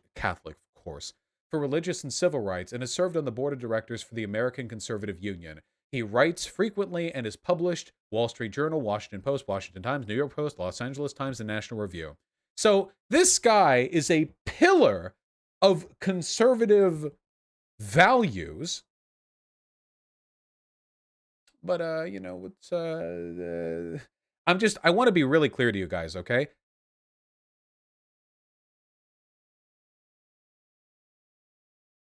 Republicans do not care about children being raped. I just don't know how else to say it. I really genuinely don't know how else to say it. They just don't fucking care. And the reason for that is because a core tenet of conservatism is rejecting the concept of consent, okay? Women have to exist to serve men's desires. So, naturally, anything you do to them that's in line with men's desires fits within the conservative worldview. It is consistently conservatives who do this. QAnon has taken attention away from actual anti-child sex trafficking efforts. I made a video on that in the past that you should all take a look at. They don't want kids to have sex education, which means they can identify when they're being abused. Their state senators want to make sure it's still legal to marry adult men to underage girls. Republicans consistently defend that premise. They don't care that Trump was a known child rapist with multiple credible accusations levied against him. They didn't care about Moore. They don't care about any of. They're still defending Matt Gaetz. They don't care. They don't care. They fundamentally, a vote for a Republican is a vote for child rape. There's no getting around it, okay? There's no nuance to this. This isn't some like edge case backwoods issue. They every time fall in line behind this. The only reason they ditched Milo Yiannopoulos after he came out in favor of child rape is because Milo Yiannopoulos is gay. That's the only reason why. It's okay to rape children as long as the rapist is a man and the child is a woman. But if both of them are boys, then it's some degenerate shit they have to distance themselves from. And even then, conservative orgs are already starting to rehabilitate Milo Yiannopoulos because they didn't really care. They don't actually really care. Child is a girl. Anyway, yeah, just absolutely despicable shit. I mean, look at this. This guy, his articles get published. Well, all's right in the eyes of the Lord. So long as that child rape baby ain't aborted. Fucking lunatics. Jesus Christ. Views and controversies. Bazzel's been accused of making racially insensitive statements. Damn, that's who could have guessed? Anytime you look at a conservative media figure, their controversy section is going to be about as long as any other segment. In 2011, he appeared on Fox News and asked how the media would react if somebody said that President Barack Obama looked like a skinny ghetto crackhead. Curious. Really makes you wonder. Bazzel was an outspoken critic of Donald Trump during the 2016 Republican primaries, describing him as the greatest charlatan of all. I get it. Bazzel and Donald Trump are competing for children to rape, you see. It's they're both alpha males in the environment, so they have to fight with one another to secure dominance. A huckster and a shameless self-promoter, he said, "God help this country if this man were president." After Trump clinched the Republican nomination, Bazzel attacked the media for their hatred of Trump. Every time. No principles. It's just about power. It's just about power. That's the reason why you've seen so few defectors from the Republican Party in spite of how lunatic fucking mad, how insane they've gone. It's because they don't actually have values. I've said it before and I'll say it again. When you're a conservative, you don't actually have a set of beliefs. There are no actual underlying values, okay? What you have are general ideas of in-groups and out-groups, and you adopt beliefs which are convenient to you at any given point in time and allow you to direct whatever power you hold against an outgroup. It's that simple. That's it. That's genuinely it. There's nothing else. Absolutely empty. And they think that's the way you are, too. You ever notice how really selfish people think everyone else is selfish, too? They're just, like, living it. A lot of people do this. Racists will do this. They'll say, oh, yeah, we're all racist. I'm just the only one not cucked enough to actually say it. They always do this. That's how they feel, too. People like Tucker Carlson, they know they don't have any actual values. They think that's how you think, too. You have your in-groups and your out-groups. He has his in-groups and his out-groups. And he believes that we all just lie to defend whatever groups we want to protect at any given point in time. That's what conservatives do. Some of them are smart enough to know that's what they do. But that is all the same what they do. That is the default state of humans. No actual beliefs, just a cataclysmic maelstrom of positions that you'll adopt and abandon at will to promote a belief. I see this all the time, too. When I look at conservatives talk about me, the projection is insane. That's how they talk about me, too, all the time. That even though my positions have been exceedingly consistent for the whole 8 or 9 years I've been present online now, that I don't really believe this. It's just, I like making money from you guys. And, well, I just have a preference for some groups over others. And I just adopt whatever positions I need to defend that. They tell on themselves all the time. The self-reporting is insane. Yes, they are sussy bakas. It's true. Lamau, that Brent Bazell guy's son, was one of the Capitol rioters. Nice. Unsurprising to me. Yes, in August 2020, Bazell told a meeting of conservatives and donors that leftists plan to steal the election. Keep in mind, Bazell wants to make sure that the Washington swamp is drained, by which he means, to him, the swamp is the apparatuses that would tell on him raping children. You all get it, don't you? I just want it to be made clear that there's a categorical difference between the way we formulate our beliefs and the way they formulate their beliefs. It's the reason why I've always been a strong advocate for the idea that power is what convinces them more than anything else. You can't just tell them what's right. They don't believe you. Have you seen me talk with these fucking people? You can throw a million studies at them. They don't change their minds. What you have to do is you have to show them, and this sounds really cringy, but, well, I'm sure there are people in chat right now who recognize this worked on them. You have to show them that their heroes are weak, that you're strong. You're a big man now. You have to win, dominate. And then after you've done this little show of strength and power, through being mean in debates, whatever. It's a weak power, but it's power. After you have that, then you have their ear, and then you can give them information to change their minds. Does anyone here feel this worked on them? Like they used to be in the right and now they're here, it wasn't just being presented new info. It was being given like that kick, like This is the okay. This before these people were weak, but now this person, he's got the big memes. Oh my god, all this information, like that kind of thing, you know. That's not to speak ill of any of you. We all are what we are, but it's very important that that way of thinking be weakened as much as possible because oh my god, this country cannot survive its continued existence. Jesus.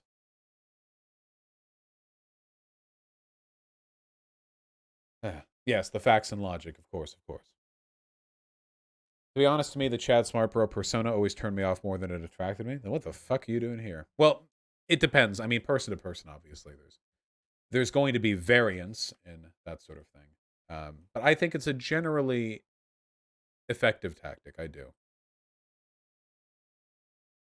For the most part, you know. How about we finish these donos and then we'll wrap up. We have a couple more segments that we need to talk about. There's so much that I want to talk about. So much. We're only getting a portion of it done today. Well, I don't stream on Sundays, but we'll be back soon. Maybe I'll do video games tomorrow. I don't know. Anyway. Daniel Lannister, Ace of Spades, and Sextuple Entendre. Thank you for the $5 all. I really appreciate that. No, Ben Shapiro is a Southern strategy denier, 100%. Congrats on the weight loss. Thank you. Yeah. We're down to shh, Vermin, I like my time off. I might do video games, we'll see. Yeah, the what was I saying? You completely ruined my train of thought. Oh yeah, I was damn near 280 pounds when I started, which is ludicrous because I mean that's so much. But what are we down to now? Just over 250, I think, something like that. Yeah, it looks about like it. I'm getting there. 127 kg for us Euro cucks. Yes. Fatty and still a thing. Goddamn right. Hey, I'll be fatty in even when I'm not fat anymore, okay? Goddamn right, Argentine laddie. Anyway, Daniel Lannister, thank you for the very kind $5. I see what you're saying, Daniel, I think. Kesha in HD, thanks the tier 1 sub. You may also dub, my friend. We're always dubbing over here. Broberg and Wes, thank you for the tier 1 subs both. Really appreciate that. Do you have any more merch designs in the making? Yes. It's time. Hyena, bring the hoodie. Knights of Sidonia, Jujutsu Kaisen, and Apo-Sims are all great Miura-influenced manga people. Should definitely read. Oh, 100%, yeah. Yeah, 100%. Say how you lost the weight. Oh, yeah, I just eat 1,800 calories a day, and I do some light exercises in line with what my physical therapist recommends. I don't know where it is. I thought it was in your closet. Is it back here?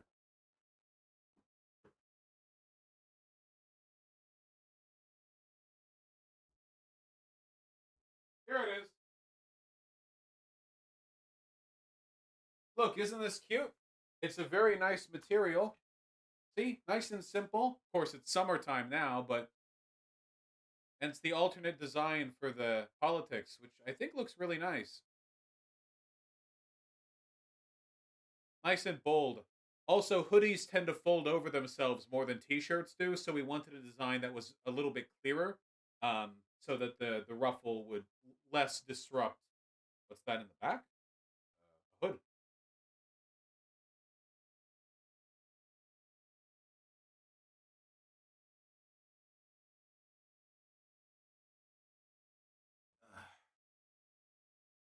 Is that design on the shirts too? No, the design on the shirts is more complicated. I actually have 100...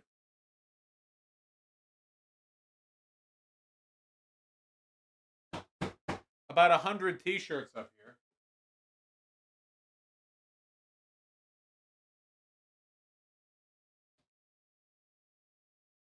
That'll be part of the next shipment, see?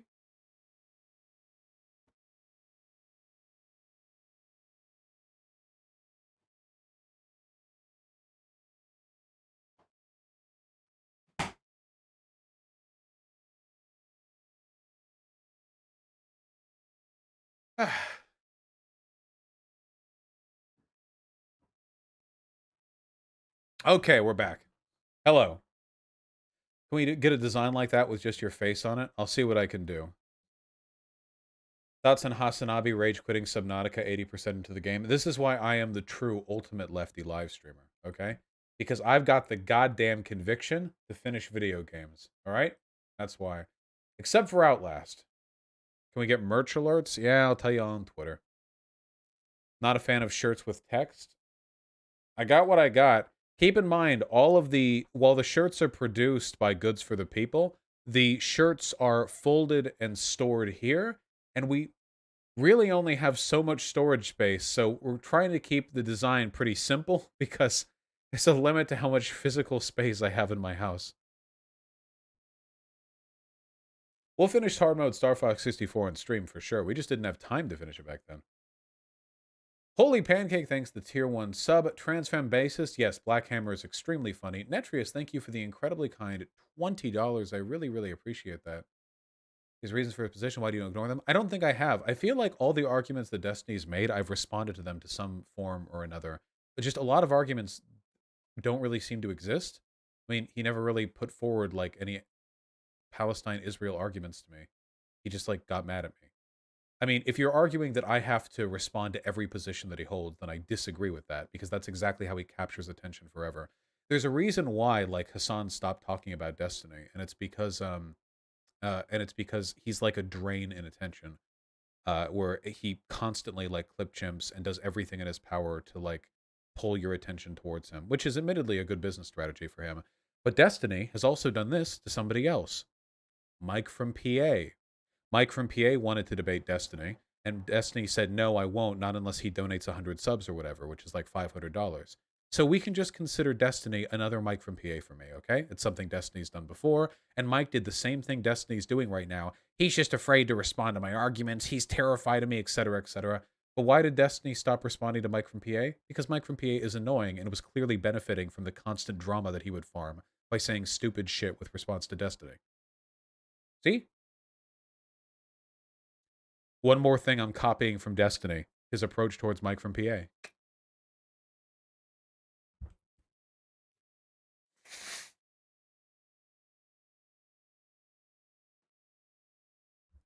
All right. That's enough. I only responded to that because it was a donation, but I won't be responding to any more donations like that. Pokefiro, thank you for the very kind tier 4 sub. I really, really appreciate that. Baystall, thank you for the tier 1 sub. Yes, Baystall, do it soon. You asked me for voice acting, and I gave it to you, and you've asked since for 5 revisions. You're lucky I'm responding to you at all. JIP, thank you for the tier 1 sub. Will Halley, thank you for the tier 1 sub. Asiano with the tier 3 sub. Thank you very, very much. Dizix with the incredibly kind tier 2 sub. I really, really, really appreciate that. Ultrasound 700 with the incredibly kind $10. I've had the same chest pain thing for half my life now. Started at 13, just comes around every now and again with no way of being treated. That really sucks. I wonder if it's a weakness in the ligaments. Hopefully it's just a one-off thing and it's not a recurring thing. Illa Devine with the $5. Friend tagged me in this thoughts. Yeah, well, it's a Facebook link, so my thoughts are probably going to be negative. Also, it doesn't look like it's loading. Oh, there it is. Breaking. The accepted reports that China forces Uyghurs to labor against their will have just collapsed. The sources behind those reports have been revealed as a hilarious group of U.S. regime change orcs and U.S. government outlets. Didn't we read a translation of papers from the Chinese government itself acknowledging that they used the Uyghurs for forced labor? Why do we do this? Shh. Yeah.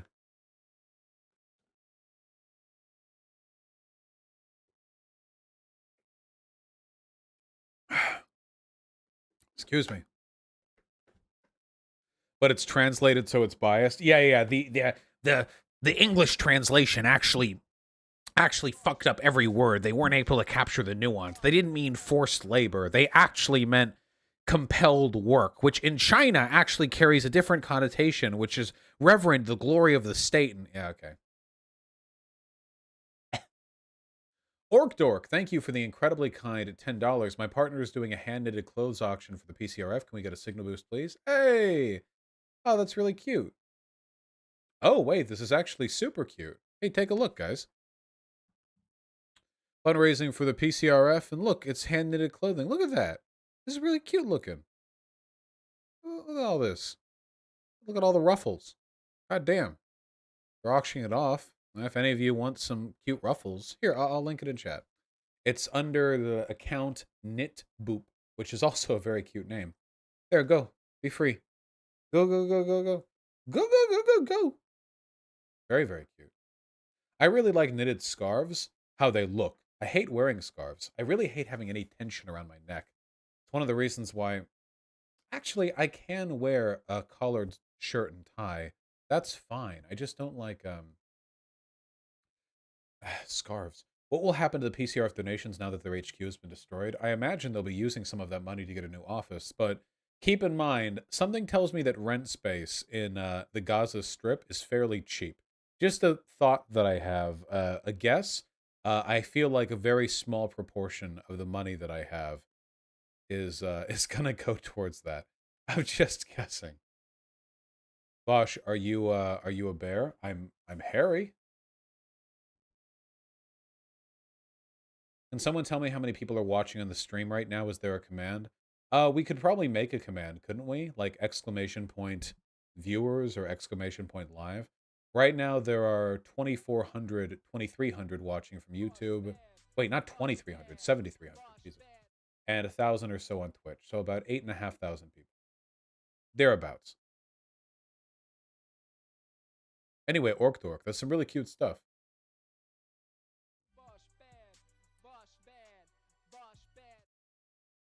How many on your site, though? Oh, no idea. Wait, isn't there a way to check that? Isn't there, like, a user registry that you can take a look at? How do you do that exactly? Hold on. If I go to chat, admin fee... Oh, there we go. 1,087 connections and 826 users on the site. So there are about 1,100 people watching from the site, or at the very least, 1,100 windows that have the site open, and of which 826 accounts are active. So we can just say 826 people.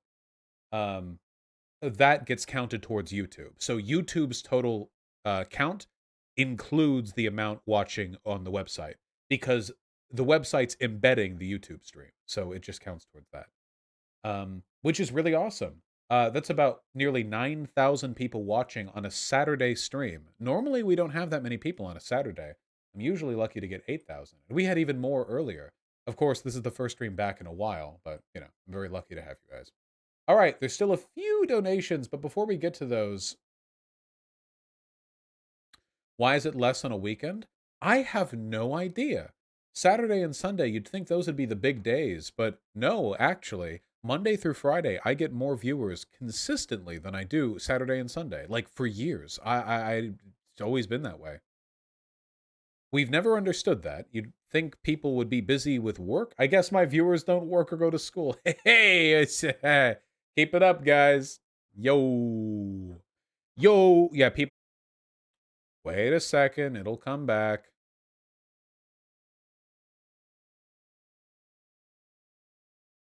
Wait a second. It'll come back. I know it's still working over there on Twitch. Refresh.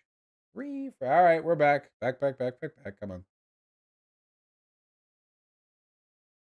Still 0 frames dropped on my end, which makes me think that this really is just a YouTube issue.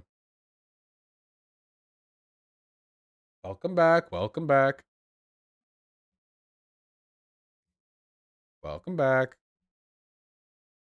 Welcome back. Twitch is more stable for some. We're planning on Never mind. We're going to continue to work on it. Suffice to say that right now, in spite of everything, this is actually the most stable the stream has ever been. And keep in mind, not only is the stream stable, but the stream is stable while maintaining an anti-DDoS wall. Just an absolute fortress of a website right now. Because for a while, remember the anti-DDoS stuff made the website a little more finicky? Well, now it's a secured territory. The DDoS never stopped, by the way. It's still going. Bet you guys didn't notice, did you? It's never stopped. Yes, an iron dome, if you will.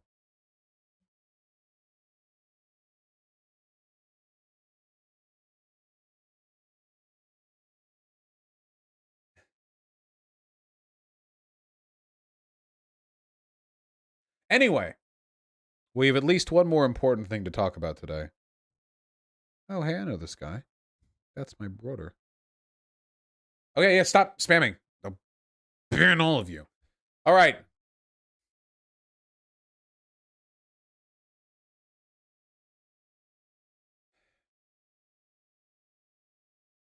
Israel been real quiet since the fundraiser stream, hasn't it, folks? Took the ceasefire? I don't know. Sounds like they're a little chicken. Knew we were stepping up. That the Palestine Children's Relief Fund was going to be so overfunded that Israeli airstrikes, the damage would be repaired as soon as it was done.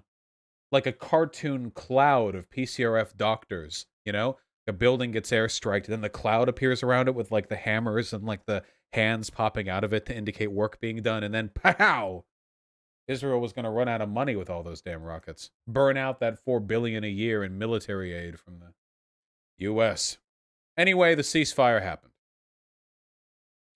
There were no reports of violations of an agreement that went into effect on Friday, bringing nearly 2 weeks of violence to an end.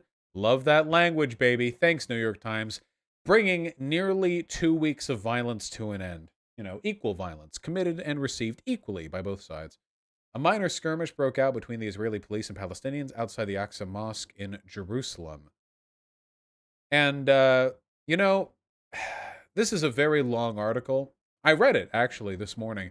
And it is just replete with language that I, let's say, take great issue with. This article is just packed full of that both sides bullshit, you know? Why Biden used a light touch while pressing Netanyahu. As violence raged between Israeli and Hamas for 10 days. Between Israeli? Don't you mean Israel or Israelis? Israeli? Is that grammatically correct? Anyway, plenty of non-Hamas died, you know, so again, framing this just as a direct conflict. President Biden spoke with Netanyahu, the Israeli prime minister, privately 6 times, conversations in which he pressed him to answer a simple question: how does this end? Biden's tactic was to avoid public condemnation of Israel's bombing of Gaza, or even a public call for a ceasefire, fucking coward, in order to build up capital with Mr. Netanyahu and then exert pressure in private when the time came. Hey, you know how you can actually exert pressure on Netanyahu? Push the Democratic Party to vote to amend future funding bills so that Israel doesn't get military aid. That would be an actual good way of pressuring them. Jesus. In private conversations, Mr. Biden and other American officials reiterated to the Israelis that they had achieved some significant military objectives against Hamas, the militant group that fired thousands of rockets at Israel from Gaza, including targeting its tunnel network. Note, by the way, and you can see this for the entire goddamn article, is that they consistently frame this as some kind of necessary defensive action Israel took against Hamas. The human casualties suffered by the innocent Palestinian people, the millions and millions and millions of dollars of damage done to the Gaza Strip, the countless buildings that were destroyed, all of it glazed over in favor of this sanitized narrative where it was just Israel doing what needed to be done against Hamas. Not the first time the New York Times has played this. People say New York Times is a leftist rag. Yeah, fucking right. No. They have a long history of fielding articles that take this attitude towards the Israeli-Palestinian conflict.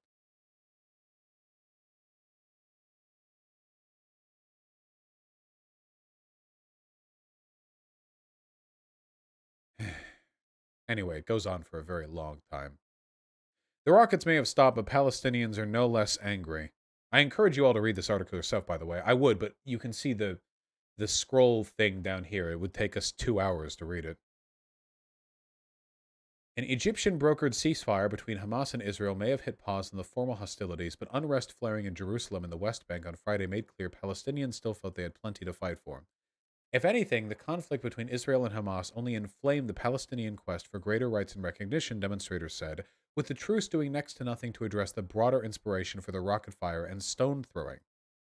Hours after the rockets and airstrikes stopped, tear gas veiled Jerusalem's Al-Aqsa Mosque, and Israeli security forces stormed the holy compound, an echo of the police raids 2 weeks ago that preceded the deadliest fighting between Israelis and Palestinians in years. This is good. Yes, I like the stone throwing being thrown alongside the rocket fire. You know, the impenetrable Palestinian military offensive of rocket fire and stone throwing kind of underlines the the imbalance in this conflict. In a Jerusalem neighborhood overlooking the mosque, the Israeli police tried to contain a crowd of hundreds of Palestinians carrying the flag of Hamas, the militant group that controls Gaza. Notice, the whole crowd of Palestinians were carrying the flag of Hamas. That's it. The people protesting against Israel, they were all Hamas supporters. The police used stun grenades to chase away protesters who had thrown stones and fireworks on them. They cleared that entire... Does anyone have... Link me the article. The article and them clearing these protesters? And in several places across the West Bank, Israeli soldiers used rubber bullets and live rounds to disperse Palestinians, demonstrating after Friday prayers. In all, the Red Crescent said 97 Palestinians were injured in the West Bank and Jerusalem on Friday. At least they didn't. Yeah. Live rounds. We as Palestinians will continue struggling to achieve our freedom, said Imad Mohammed, 47, a trader from Ramallah in the West Bank, because the Israeli occupation of our land and people has not ended. They describe more violence committed by the Israeli police officers. To Palestinians, the clashes, like the fighting with Hamas, illustrated the disproportionate force used by Israel. Okay? It also demonstrated the larger asymmetry, they said, in which Israel holds most of the weapons money and international backing while blockading Gaza and denying Palestinians basic rights. Good. Though both sides claimed victory on Friday, the ceasefire was unconditional. It was back to the old normal where tensions were never far from boiling over. One of the immediate causes of Palestinian anger remained as explosive as ever. Just because there's a ceasefire does not mean the death and destruction has ended, doesn't mean the blockade is lifted, it doesn't mean those who lost their entire families will be rectified. We must continue our campaign to end the brutal siege and colonialism. Yes, okay. This is good, fine. Read the full article on the continuing Palestinian anger at Israel. This section was the one I probably found most agreeable. You can imagine, I think. The additional sections, for Israeli victory is hard to define, much less achieve. Biden said Democrats are still committed to Israel, but he walks a fine diplomatic line. Thanks, Biden. Some Israeli officials now regret destroying a building used by journalists. Ah, yes, the one the IDF claimed had Hamas activity. And then they proved it by quietly telling the U.S. government. And then the U.S. government said, I don't know. Quiet regret, you know.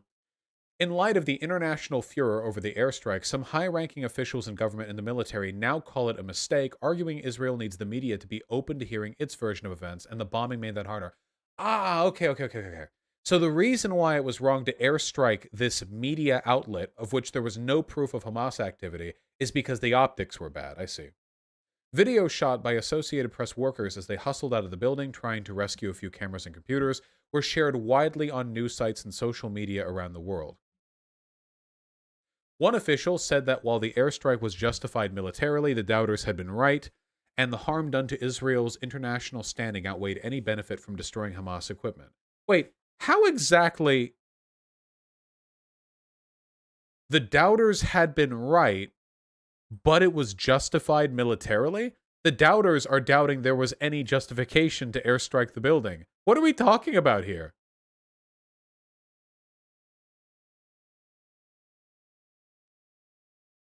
He's saying doubters in the IDF? Oh, I see. A senior Israeli military official said Hamas maintained a military intelligence facility in the building and used it as a base for equipment trying to jam Israeli communication and satellite navigation systems. Hamas has denied having any operations in the building. Can we get some proof of this, maybe? Not just a quiet conversation with Biden that nobody in the State Department is able to back up, but maybe just a little bit of fucking proof?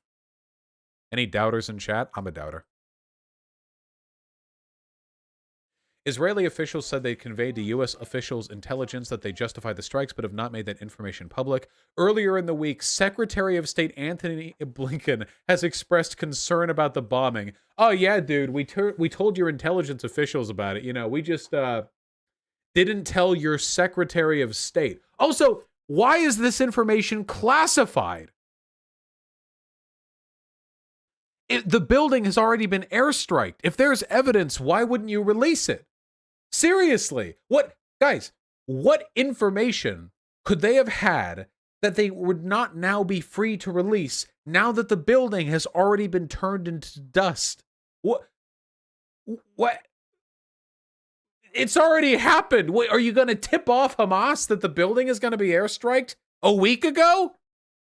What? And even if Hamas was there, that doesn't justify the airstrike. There are better ways of handling this. I'm sure there is some way of handling this without fucking blowing up press facilities or sharing the info with them privately, or I don't know, some sort of direct communication to the heads of the press in these buildings to try and like inform them. Something? A lot of the reason information is secret is how the information was obtained. That's true. They could have a Hamas informant, but man, why couldn't they share it privately with somebody trustworthy and then that person could say, yeah, this information was valid? Why not Associated Press? The Associated Press is one of the most reputable news organizations on the planet. You can't disclose information to one of their editors under like top secret pretense. Say, this is off the record. I'm telling you this now so you know there was a good reason. And then that AP editor can say like, yeah, we're not at liberty to discuss this information, but we can say the Israeli government has provided us a justifiable explanation for why they used their attack again. Like, something? Something. There has to be something. Am I being naive here? I think this could be done if they had evidence to share. Okay? It goes on for a while. Frustrated Israelis say nothing was changed by the fighting. Yeah, they didn't even get any new territory out of it. Damn. That sucks. Look. The ceasefire being unconditional is not acceptable, okay? You know what Israel wants right now, and is probably one of the reasons why they engaged in police brutality while clearing out those protesters? It's because they want Hamas to fire rockets again so that Israel has a pretense for re-engaging with military activity, okay? They want to press and press and press until inevitably conflicts break again, and then Israel has some defensive justification, knowing fully well that Hamas, being a terrorist organization, is not going to be particularly, they're not going to exercise much restraint. Who started the conflict? Who fired the first rocket? In the context of the broader relationship between Gaza and Israel, I think that question is utterly irrelevant. The entire situation in which Palestinian people live is maintained by the Israeli government. From the sanctions, to the blockades, to the denial of basic human rights, to the war crimes, to the everything, the rocket they fired is much bigger. It's the rocket of genocide, okay? It's a big rocket. I don't particularly care who starts the conflict in any instance, whether it's Israel or Hamas, because no matter who started the conflict in any individual act of retribution or violence or what have you here and now, the broader context must be addressed by the power of the Israeli government. And by the way, a ceasefire here is not enough. The Israeli government must pledge to use its resources to rebuild the parts of Gaza that were destroyed through their bombing. This is what happened over and over and over again. A little tussle, some conflict, more Palestinians die than Israelis. The Israeli damage, the damage done to Israel, quickly rebuilt. Their country has money. They put resources towards it. Gaza remains a shithole, a bombed-out shithole, forever, because they don't have the resources to build anything. It's just a a shaky collection of tenements and concrete that occasionally gets reduced to rubble, pushed out of the way slightly, and some new shaky building gets put up in its place. Maybe. It's one of the most overcrowded places on Earth. Do you know what the population density of Gaza is? Well, I don't know the exact number myself, so why don't we ask? Gaza's population density, 5,046 per square kilometer. The third most densely populated polity in the world. 5,046 per square kilometer. Let's take a look at New York City. New York City population density.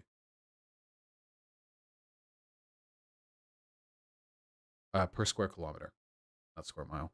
km squared. Thank you.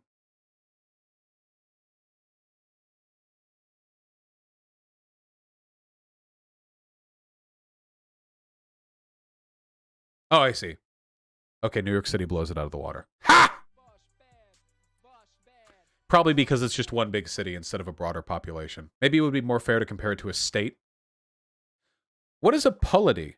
That was the word used. An identifiable political entity. Any group of people who have a collective identity who are organized by some... Okay, so let's compare it to, say, Japan. Just all of Japan, then. Because not all of Gaza is like a city. Okay, yeah, there you go. Japan is 347 inhabitants per square kilometer. Gaza's 5,000. Because there are portions of Gaza that aren't like an industrialized city-state. 80% of Japan is uninhabitable mountain. Well, it's difficult to make a direct comparison because cities like Tokyo and cities like New York City are built to accommodate high population densities. That's the thing. Like, take a look at the New York City skyline. The population density there is justified by the skyscrapers and the megacities. Let's take a look at the Gaza skyline. I wish that was a stat. I don't just want to hear about population density. I want population density proportional to urban development. But that stat doesn't exist. You know, it's possible that you can have a city that has twice the population density of Gaza, but feels like it has a quarter of the population density. You know? Yeah, this is what I mean by, like, gray concrete tenements. Sheesh. Maybe just the height of buildings? Well, sure, but it's not just, like, what are the buildings used for, you know? I mean, look at the quality of these buildings.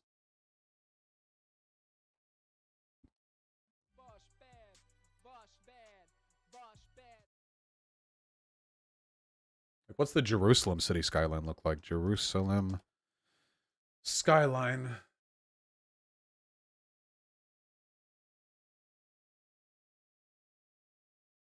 Give me a good picture, goddammit.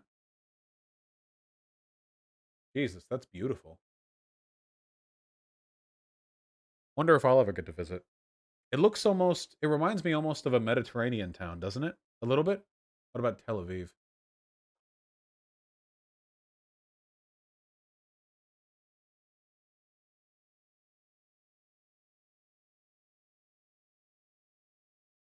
Yes, the levels of, the comparative levels of industrialization are just incomparable. And this is what Tel Aviv looks like. Look at those skyscrapers. It is Mediterranean? Well, yes, I know. It's just, when I think Mediterranean, I think like Greek, you know? Not like, not Israel. But I guess, yes, it is all technically Mediterranean. It's just not what I think of. When I think Mediterranean food, I don't think like Israeli food, you know? Yeah. But I suppose that's true. Expand your mind, people. Yes. Well, anyway, the point that I'm trying to get at is Israel should rebuild all of Gaza, and then it should chill and allow Palestine to be a recognized political entity and blah, blah, blah. Okay. Got in the weeds a bit there. It's all the same fucking food. Why are they fighting? Do you think Israeli food and Greek food are the same? I'm genuinely asking. I don't know. I've never actually had Israeli food, but Israeli food is good. I don't doubt it. It's not British food. Greek food blows. Okay. All right. Okay. All right. Okay, skip it down, people. Stop. Cut the segment. Stop. We're not getting into this, okay? Cut it down. Greek food fucks, okay? Ban him. Yeah.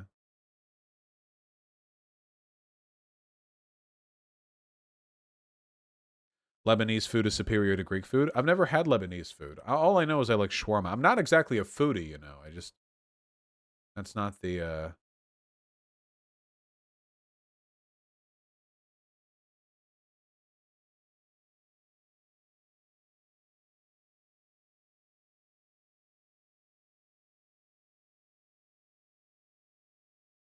I live in Israel. The crossover is huge. With Greek food?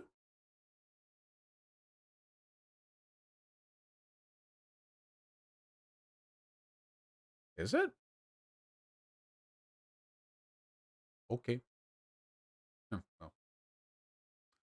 The more you know. How are we all feeling today? We've already cut out 5 segments, and I feel like that's probably enough to chill on for just a hot second. Oh yeah, I saw this awesome art too on on my Reddit, which you should all be a part of, by the way.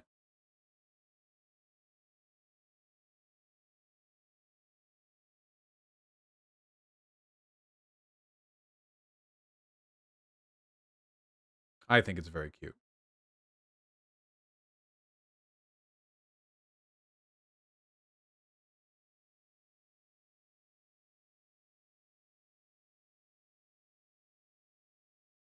Yeah, stop looking at my pigeon.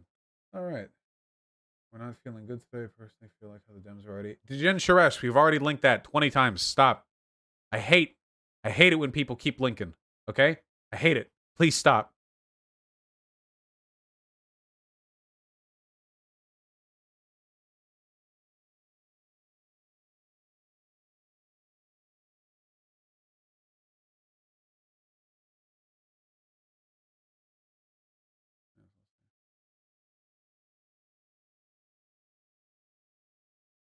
Yes, I've seen the Holocaust thing.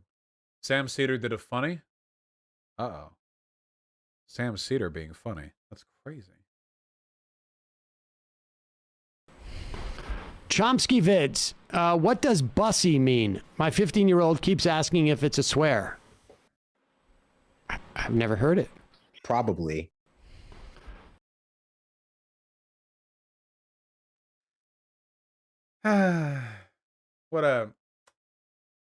What a goofy goober.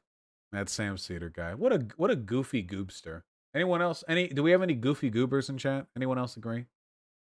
Yeah, you know what I'm talking about.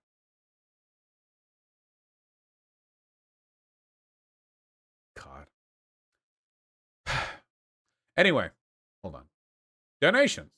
Birchleaf09, thanks to $5. Yes, read Berserk. You'll enjoy it very much. My pleasure to get you to read it. Alistar Stormweaver, Eldritch Elise, and Freedom Cleaner. Thank you for the tier 1 subs all. I really appreciate that. Freedom Cleaner, congratulations. You're going to be a dad, my dude. That is really, really amazing. I remember the day I became a dad and your mother gave birth to you. Truly a miraculous moment. I hope you'll be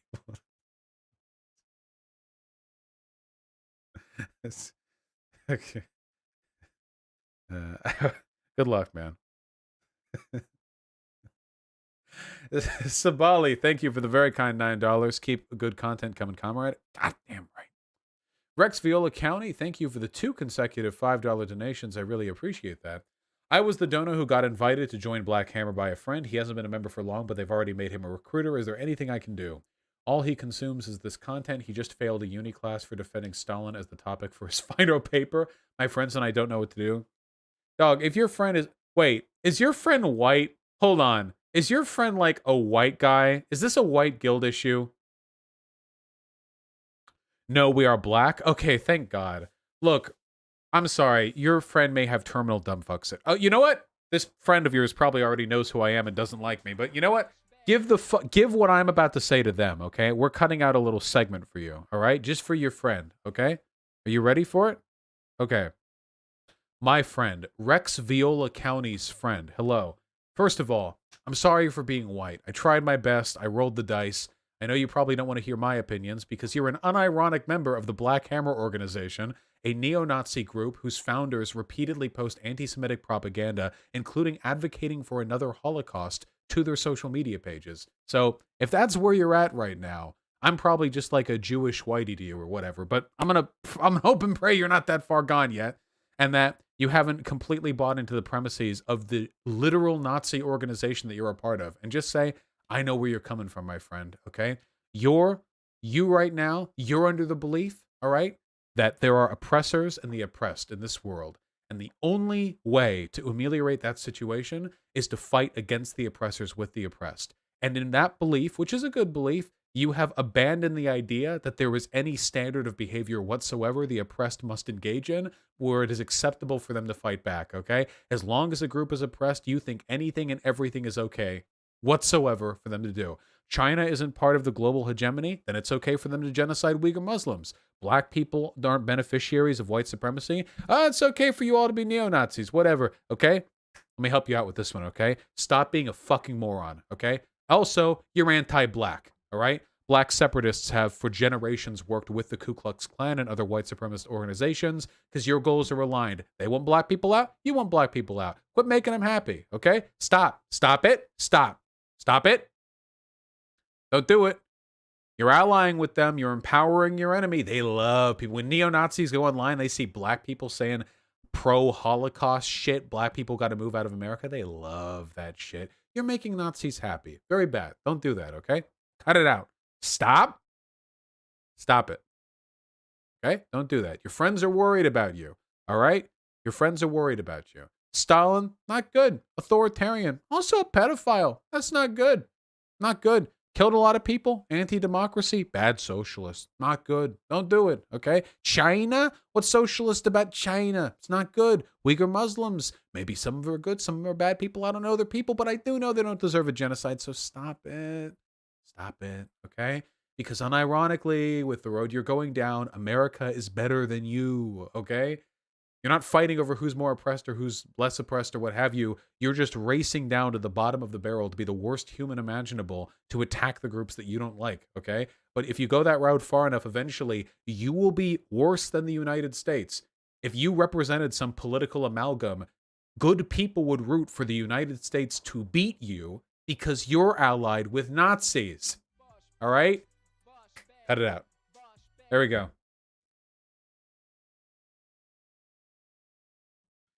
My heartfelt appeal. All right?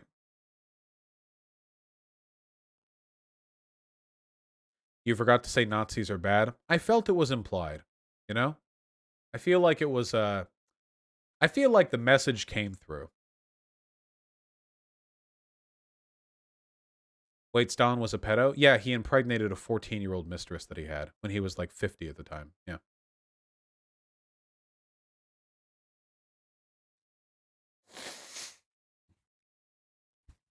That's how I know, by the way, that Stalin was a Republican. Yeah, Stalin will beat Cheney.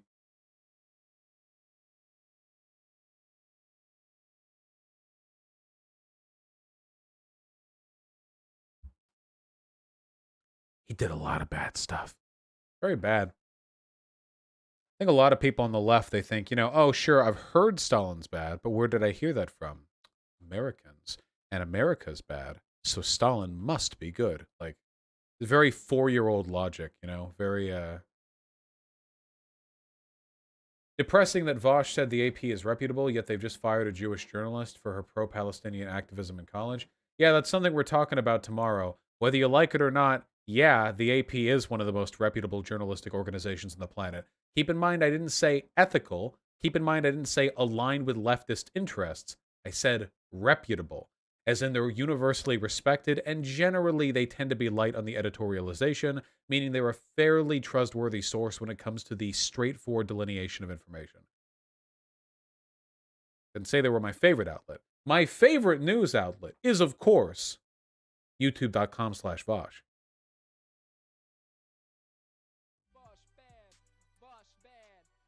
True. True.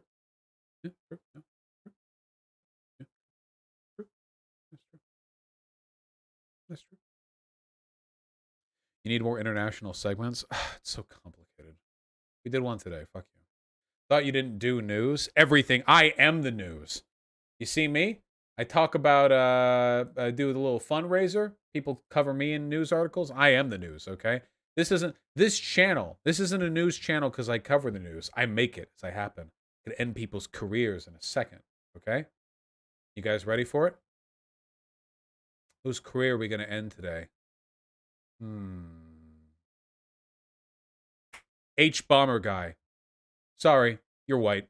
You're canceled. Career over. YouTube channel done. I know, it sucks. I liked his videos too. Yeah, I did. Really liked his videos. He's white. Yeah. Fuckers. That's over. Yeah, sorry. Delete the channel. Oh, that's news. We do news here, baby. Get that covered. Yeah.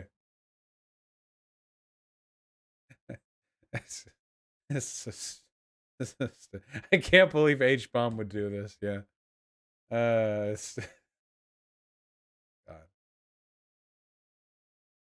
Get my donos. Actually, Posadas John, no, I haven't gotten any donos from you. The API has been a little bit fucky lately. Now that I know for a fact, now that I can identify a collection of donos that weren't delivered, I can tell White Nervosa that. Devira, thank you for the $10. Hello from Glendale. Favorite soup? The best soup I've ever had was at a restaurant in Florida. It was from it used to be an airbase. And after it got decommissioned, they made it into a restaurant. Not an airbase, not airbase, more of like a, it was like a World War II era, like airbase landing station. Like just one of those, it just has a runway and like one or two buildings, you know, it doesn't even have a hangar or anything like that. I've been watching To Your Eternity, yeah. You know what I mean? Like an airfield. Yeah, yeah, like a simple strip. The kind of thing that you'd see like a big old, like a old whatever. Anyway, it was this little outfit, and there was a restaurant there, and it was a fancy restaurant. I went there with my extended family, and there was soup they had there, and it was some of the best soup I've ever had. This is some heart-pounding shit. It was a cheese soup. It was just cheese, bacon bits, but it was good, man. I don't know how exactly you do this, but it was like the consistency was like, first of all, there was no like stringy, pulley cheese goop, okay? It was like soup. You pull it up, it's in the spoon, okay? But it had like this grainy texture. How do I describe it? You know when you're eating aged cheddar and it like dissolves in your mouth and you get all those little like salty grains, like the little potato soup? No, like you know, it's really aged cheddar, like expensive cheese, and you eat it. Don't call me bougie. Everyone's had this at least once. No, not curds, and it like dissolves. It doesn't melt. It like fractures, and you feel like these little crystals of salt and of the umami cheese flavor and the like Parmesan crystals. Yeah, lactate crystals as well. None of you. Hold on. Like this, like, hold on. Let me just Google aged cheddar. You can tell by looking at it. Like here. There we go. 9 years aged. Okay, look at this. When you put this in your mouth and eat it, it doesn't just like melt like mozzarella. It has this like crumbly kind of, you know, like this crumbly, crystally. You mean it's dry? I guess, but it's delicious. It's just dry cheese. It's not. This is good shit. Never mind. Fuck all of you. I hate the fact that you people have made it. I know you're lying, okay? I could be like, yeah, dude, I had Campbell's soup with an egg on it. You people are like, an egg? A real egg? Not a can of egg simulate flavoring? Oh, la-di-da, Vosh. Sorry, didn't realize you'd forgotten the proletarian struggle that quickly. You salt your food? Oh, no. What I do is I rub my food against the bench sweat left in the park that I have to sleep in. And that way, the ass sweat salts the... Like, guys, I'm sure most of you have had aged cheddar at some point in your life. Ugh. No? Okay. I'm making a Vosh pledge right now. Promises made, promises kept. Are you guys ready for it? Sometime soon, there's a lot of groundwork to lay, but sometime soon we are going to begin canvassing. We're going to choose a candidate, and we are going to go to their district. We're going to go door to door, and we're going to canvass. I will organize the entire thing with a group of Confederates who I trust. We're going to make it happen, and I am going to ask of you your time more than I ever have before, and it is going to be incredible. Confederates like friends and coworkers. Jesus. And here is my promise to all of you. Not only will I be buying a metric shit fuck ton of food to feed you degens, as much as I can, okay? But for the very least, the first day of canvassing, I will buy a massive, expensive cheese wheel of aged cheddar that I will bring there, and we will all partake, and we will all enjoy the gigantic block of aged cheddar. And I'll bring some crackers as well. Yeah. Big, like a big 300-pound block. Okay? I'm going to slam that shit down. All right? And if you come, you will get to have some expensive-ass cheese. Okay? It's like several $100s, Vosh. If I'm actually doing canvassing and putting people up for it, I'm going to be spending tens of thousands of dollars anyway. I mean, that's where the PAC money's going. We decided a PAC was politically unviable, but I was going to spend a lot on that, so...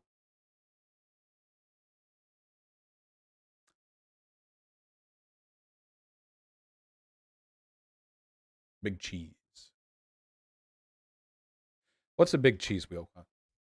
Aged cheddar cheese wheel.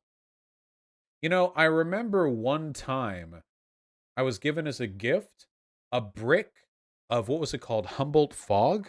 Humboldt Fog cheese. It's a unique type of cheese produced in, you guessed it, Humboldt. It's the only place in the world that has it. And it's a goat milk cheese with ash around its borders. I know that sounds odd, but it's really good. It's so tasty. Anyway, I got like a 200-pound, not 200-pound, 200-pound, $200 block, which was about 15 pounds. It's really, really good. There are people in chat confirming it's delicious. Yeah.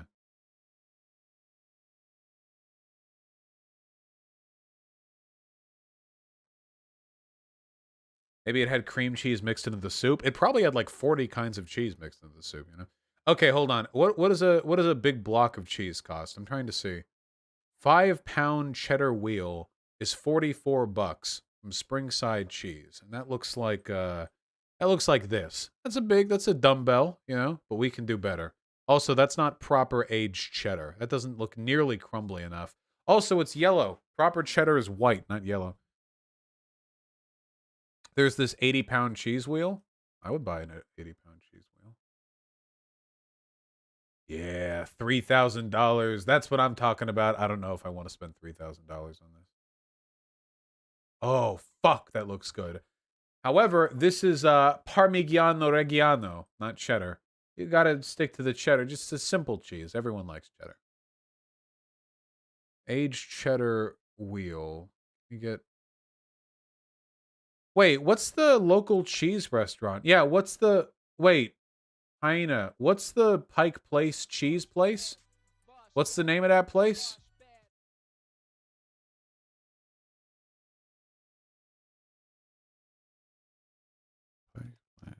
Seattle cheese. I've said it 4 times. Beecher's? Is that what it's called? Beecher's handmade cheese. Hold on. Beecher's handmade cheese. Let's see if we can't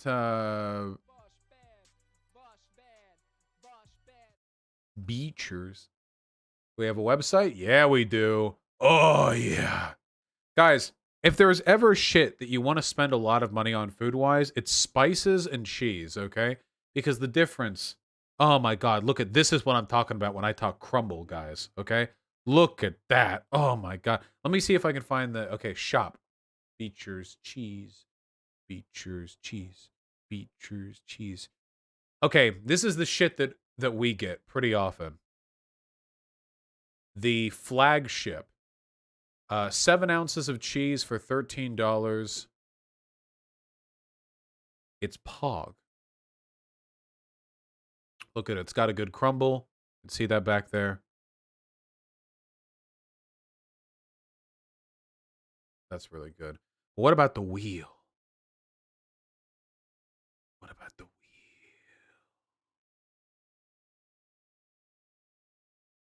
It doesn't look like you can buy the wheel on here. Damn. This cheese just got multiple awards from the American Cheese Society. Jesus Christ. Okay, we're losing it. I'm very hungry right now. We need to stop. We need to stop right now. All right. Hello, hello, hello. This is quite possibly the whitest segment you've ever done. No! Cheese is for everyone! Except vegans, I guess. Cheese is good. Cheese is the reason I can't go vegan, by the way. Fuck meat, okay? It's cheese. Cheese and butter. What's up? No, thank you. I can't eat pizza. I can't eat pizza. I want pizza. Cheese is for everyone. Is there a culture in the world that hasn't done cheese? Doesn't Southeast Asia not really incorporate cheese into their shit that much?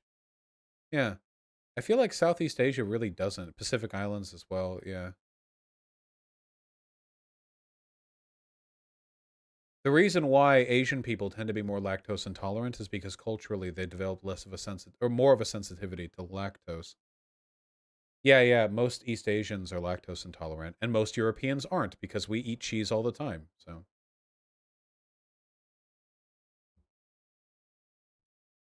Imagine not eating cheese. British cheese?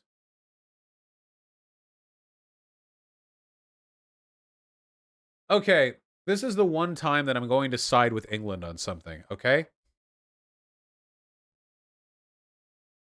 It's okay if it's moldy when it's cheese, all right? When young, this fungus-coated cheese tastes fruity and mellow. At 6 months old, however, it looks ready to walk. Okay? Look. Mold when in cheese together, it's a beautiful combination. Now, I don't know if this specific cheese is any good. I will admit this is definitely testing my my enthusiasm for the practice. I will confess that this is quite a lot. However, blue cheese is amazing. Blue cheese is delicious. Look at this. Look at blue cheese. Look at the image name is moldy blue cheese. Look at this. Look at it. Delicious. The quality. Yeah. Again, though, this is quite a bit of mold. This is trending a little past my familiarity.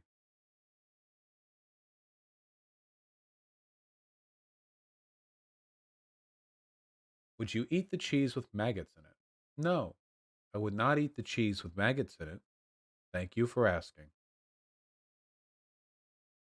It's bloody raw. All right, stop. All right, we're dragging this on. Everyone shut the fuck up. Cognitive Cacophony, thank you for the $5. Yeah, I've seen the fucking IDF Catgirl shit. Yeah, I've seen it. Thank you. Alessio55 with the $6, thank you very, very much. Greetings from Mexico. We're having a wild time with politics right now, with an authoritarian president that spews lefty rhetoric, making people steer to the right. It's a tried and true tactic. Sake Tanuki with the incredibly kind $10. Nope, we're not shutting. Nope. Sorry, Sake. Thank you for the $10, but that's off limits now for stream viewership. Sake with the additional $10. Thank you very, very kindly. True. God, I wish. Just got to lose 5 more pounds, and this is where we're at, okay? He's so handsome. Holy shit, it's fine. The Aztec, thank you for the tier 1 sub. I have not seen the 60-minute segment on UFOs, but I'm interested in seeing how that develops. Kowalski from Nebraska with the incredibly kind 777. Thank you very, very much. Shout out to your channel. Babies.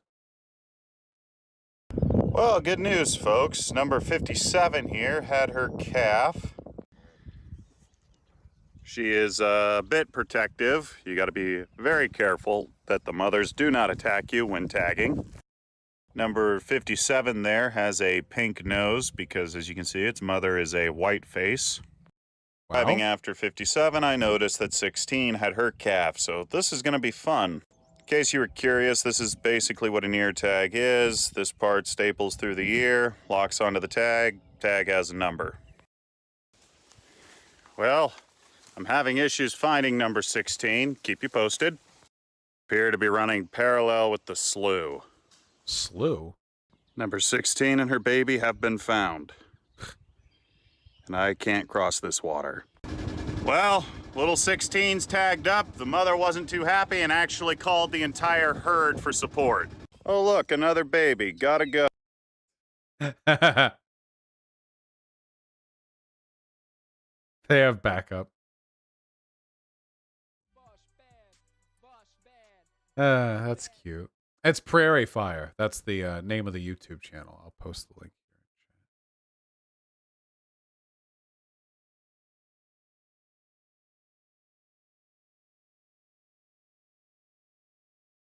Yeah, I want to look at that Intercept video, the how Israel helped create Hamas.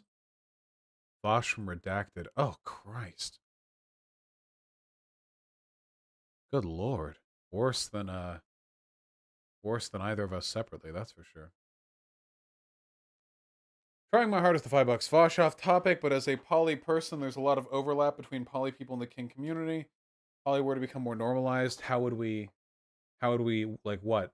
Show it off in public? Oh, I saw Shoeonhead talking about this recently too. Okay. Who's ready for another hot take where people just say I'm defending Shoeonhead because I want to fuck her, but in reality I feel like this should be a pretty straightforward thing. Okay? Who's ready? Okay, are you ready for it? Let's go, okay? Stop doing kinky sex shit at pride events. Please stop. Holy shit, okay? I get it. I get it. You're proud that you're gay or lesbian or whatever. Stop. Please stop. Stop this. No, this is bad. Please stop. I don't even know if I can show that on Twitch. Stop. All of you stop. Please stop. Don't do it. Stop. Why? And stop. Please don't. Stop. Okay? Good? We all good? We all good? Okay? This is super cool. Are we super cool? Bad take, Vosh. Who's getting hurt out here? There are a couple of problems with this. All right, I'm going to list them out. We're going to list them out real common sense like, okay? Let's get real, okay? First and foremost, okay? If this totalitarian country won't let me jerk off on a public bus, gays don't get away with sex, don't get to get away with doing sex shit in public just because it's a pride event, okay? All right? If the long arm of the law is keeping down on me, all right? Then it's on them too, okay? Second of all, pride should be a celebration of liberation and identity. Okay? Do you have any idea how many people you ostracize by making it a fucking sex thing? Okay? Anyone can be queer, okay? There are queer kids, there are queer adults, there are queer prudes, there are queer ace people. If you turn and let's be real here, okay? It's white, gay, cis men, okay? Let's be real, okay? 98% of the time, it's white-ass fucking gay cis guys who go to these pride events and make everyone around observe their sexual proclivities because they have absolutely no fucking shame, okay? All right? And you ostracize so many people by doing this. And yeah, you know what? No, if I had kids, no, I don't want to have them see people fucking. No, okay? Fucking a gay club or something. Go do a gay club. Is this really a hot take? People can't consent to watching your creepy sex shit? Quit involving people around you in it, okay? Who was fucking in that picture? I'll tell you. Me and your mom or something. I don't know. Get banned. I did it wrong. I did the ban wrong. I did it. Okay.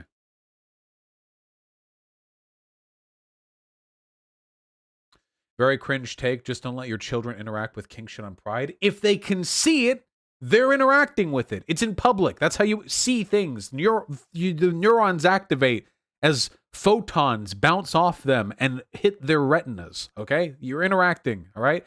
Pride isn't kink. Get it out of your head. Okay? All of you fucking assholes who get pent up over the year, and the only time you feel comfortable getting your fucking public sex kink off is during a Pride event, you're pieces of shit, okay? Fucking stop. Pride is a celebration of your identity and liberation over tyranny, okay?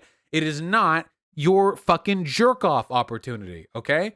If you want to make it some sex thing, you know how you do that? You go to Pride, you find other cute people, and you say, hey, do you want to fist my asshole quietly in the privacy of my or your own homes, okay?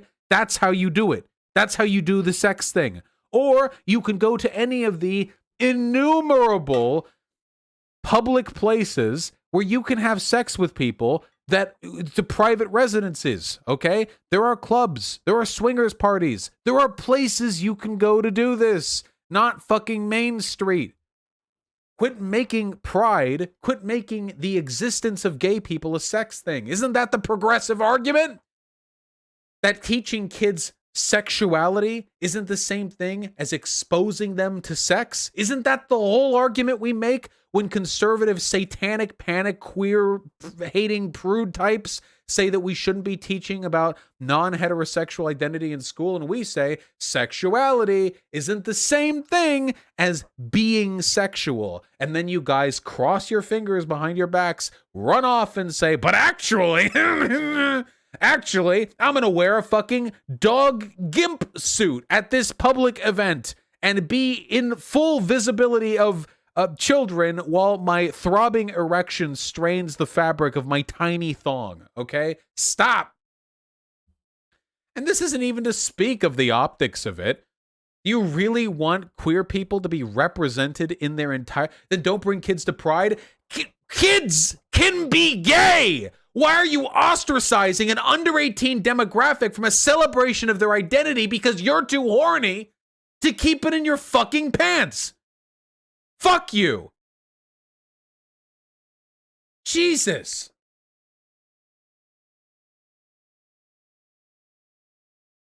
Kids should go to Pride. It should be a cool thing it should be a block party with cotton candy and tie-dye shirt makers where you use the rainbow colors to make tie-dye shirts. It should be a community fair. If you want a kink thing, go to a private venue where you can find limitless fucking armies of gays who want their ass plowed by randos, okay?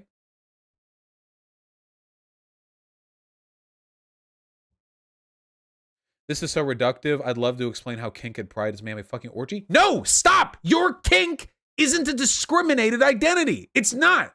I don't care how many times subs try to make it out to be. You being a leather fetishist is not a fucking demographic that you're oppressed alongside, okay? You're not celebrating the liberation of people who wear leather in public. It's not a queer thing. Pride is queer. Straights wear leather. Gays wear leather. I don't care. Maybe gays do it more, but yes, it fucking is. All right, well, you know what else is part of queer pride? You all getting fucking banned. I actually can't believe you people. You're fucking... Stop fucking in front of children, you fucking pedo creeps. Jesus Christ. What else am I supposed to take from this? You're so obsessed with having a once-per-year opportunity to wave your dick around in a fucking public venue? Jesus. And me too, this bullshit, Lil, you're absolutely fucking wrong. Look, good. Absolutely. You people have no fucking idea how creepy you are. By the way, the person who just asked me to get banned was the one who said, no, I want to do sex shit at Pride. Just don't bring kids. Yeah, ostracize all the under 18s who might want to find something to relate to, media they might identify with, a celebration of their identity, so that you can be led around in a fucking leash by your leather daddy, okay? Fuck you. This is anti-queer shit. You people are selfish as fuck, okay? Jesus Christ. It's not like I'm saying every gay that goes to these pride events has to wear a fucking polo shirt and slacks and they can't swear within the premises.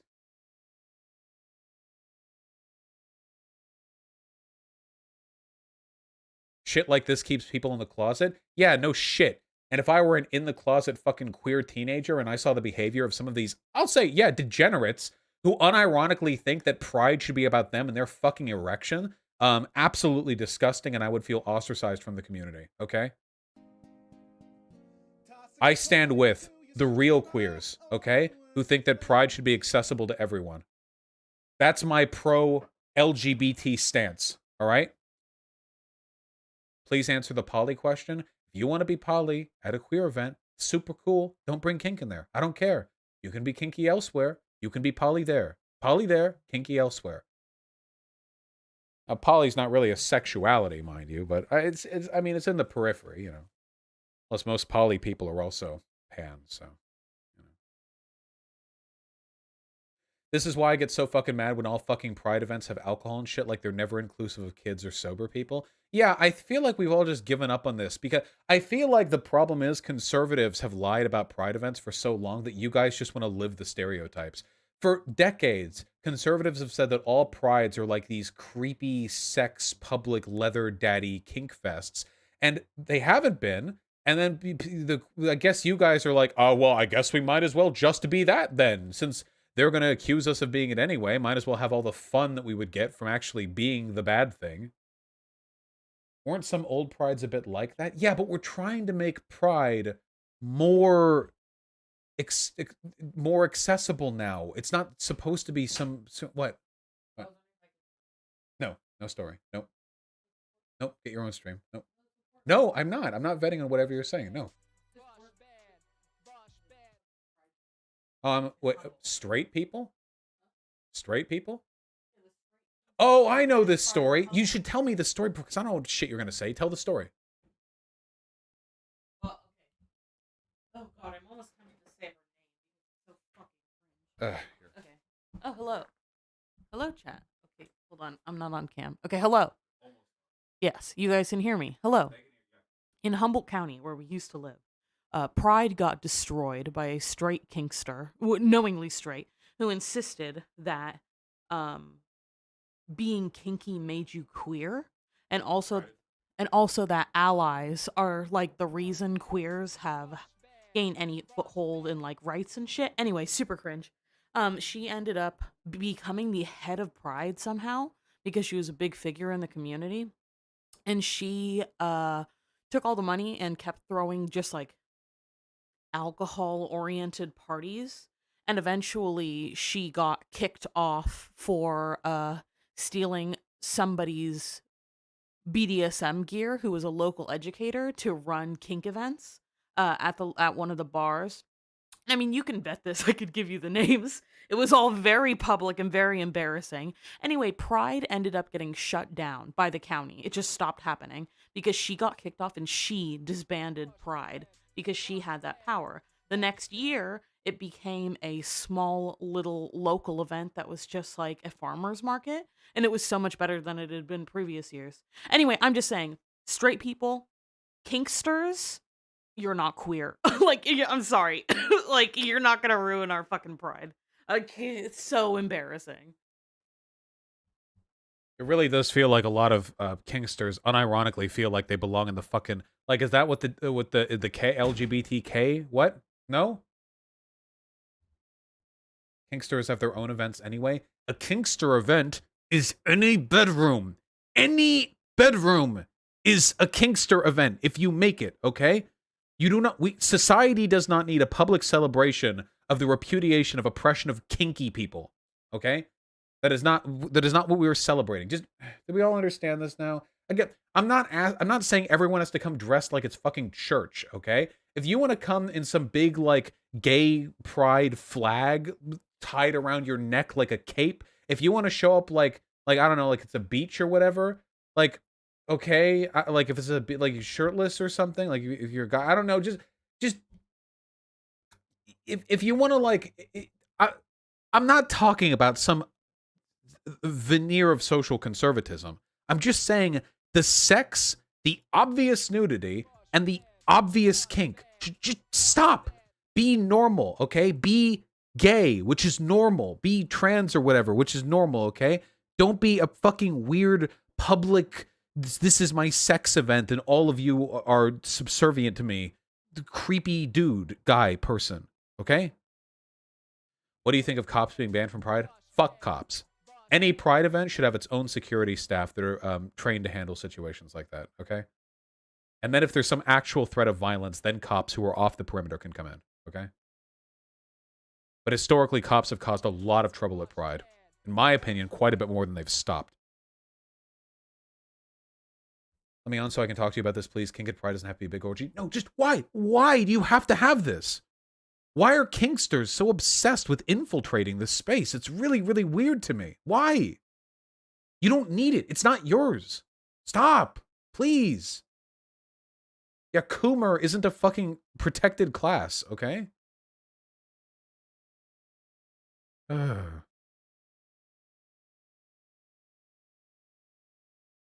It's really selfish. Why do you think people do this kink shit at Pride Vosh? I'm going to tell you why. And I'm going to tell you why the people who are defending it are here, okay? It's going to... Real hot take. It's the same reason, one of the reasons, why guys rape. Because they want something, and they don't care what the people around them want or deserve, or what feelings they have, or what the relationship is to the broader discourse or dynamic is. They are utterly and completely obsessed with their own power and their own relationship to their environment. So they go to a public event, and they do whatever the fuck they want because it's their dick, and they're coming, and they don't give a shit who else cares, or whether or not it's uncomfortable, or whatever. And then they act like they were the ones who were being wronged when other people then issue with it. It's not that they were creepy. They accuse other people of having a problem with their identity. Well, I'm sorry. Being a kinkster is not the kind of identity that you get to flout at every other fucking event without some kind of pushback, okay? There are plenty of kink events. I am personally an antisocial type dude, and I know for a fact that if I just spent 5 minutes reading online, I could probably find like 20 fucking things going on in Seattle that I could go to if I really wanted to do some public sex shit, okay? And there's nothing wrong with that. It's totally okay to do that. If you want to, that's fine if you want to do that. But stop ostracizing people who don't want to turn every Pride into a fucking sex party from Pride, okay? Simple. We good. We good. Please. We fine.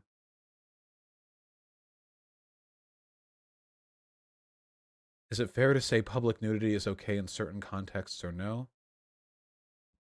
I mean, if you're at like a nude beach, but not at a Pride event, it's supposed to be yeah, like a nude beach.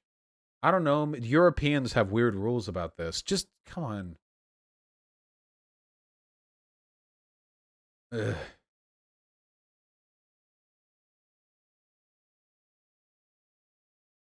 Trans people should be able to show off their bodies. They're demonized most of the time. If you're taking from my rant some sort of transphobic... First of all, fuck you for weaponizing trans people in that way. This had nothing to do with that. Second of all, trans people, like all other people, should keep their clothes on at Pride events where children are present. Okay? I don't care. If you want to do a trans body positive, there are a million other places you can do it. You really going to do that shit? Seriously? You're being transphobic. Trans people should be able to wave their naked bodies around in front of children. Do you have any idea how bad this makes us look? That's what you just said, by the way. That's what you just said. We're trans. It's transphobic of you to not let us be naked around kids. Are you writing the comics now? Write the tweets for me. Are you fed? What are you doing? Are you a conservative inserting their arguments? Stop. Jesus. The vast majority of you don't think like that. I didn't think this would be such a contentious topic. I know I'm arguing against a minority, but it only takes a minority to ruin a Pride event for, like, everyone, you know? It only takes a couple of people doing it and everyone else enabling it, okay? So I think it's very important to push back against this.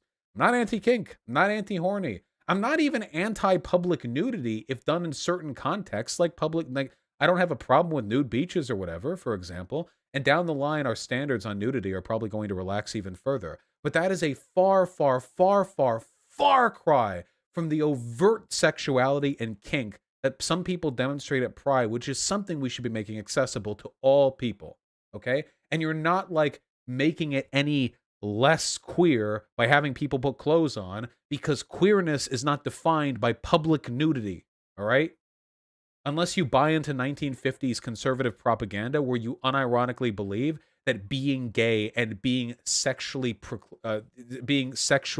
frivolous and publicly inappropriate are the same thing, in which case, hello, I'm sure my great-grandpa. Hello, woke horseshoe. Thank you for arriving at the other end of the same fucking point.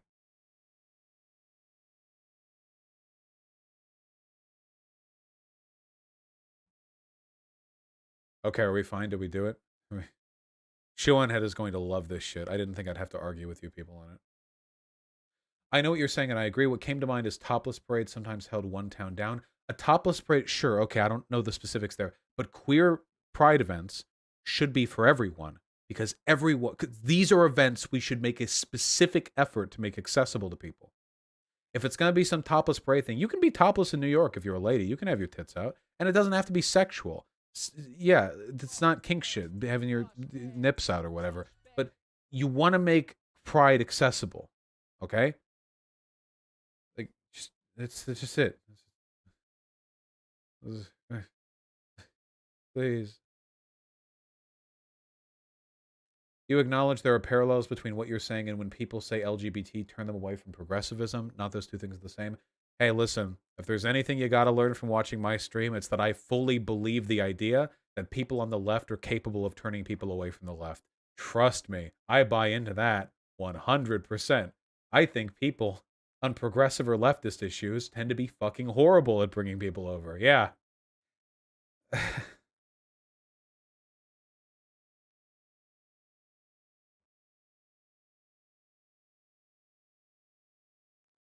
Okay, we did it. Do you think trans men should be able to go shirtless at pride events? I personally do.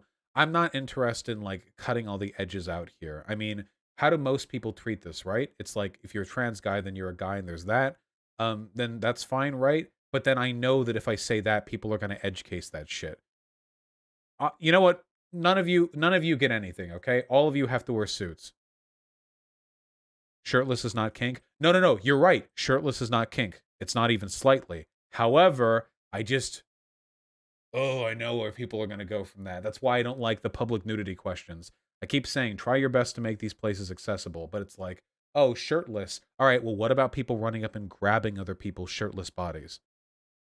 Because having been to pride events, I know that tends to happen when people are shirtless.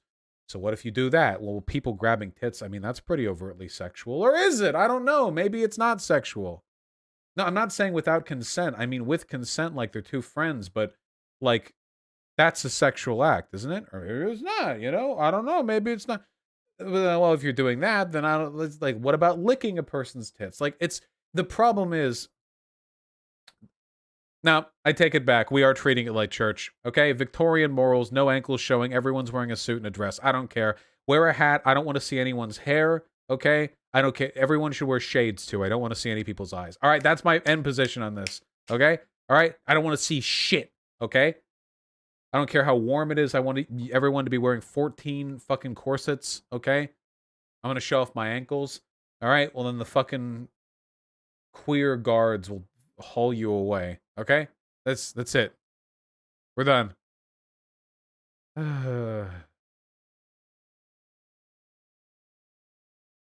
Okay.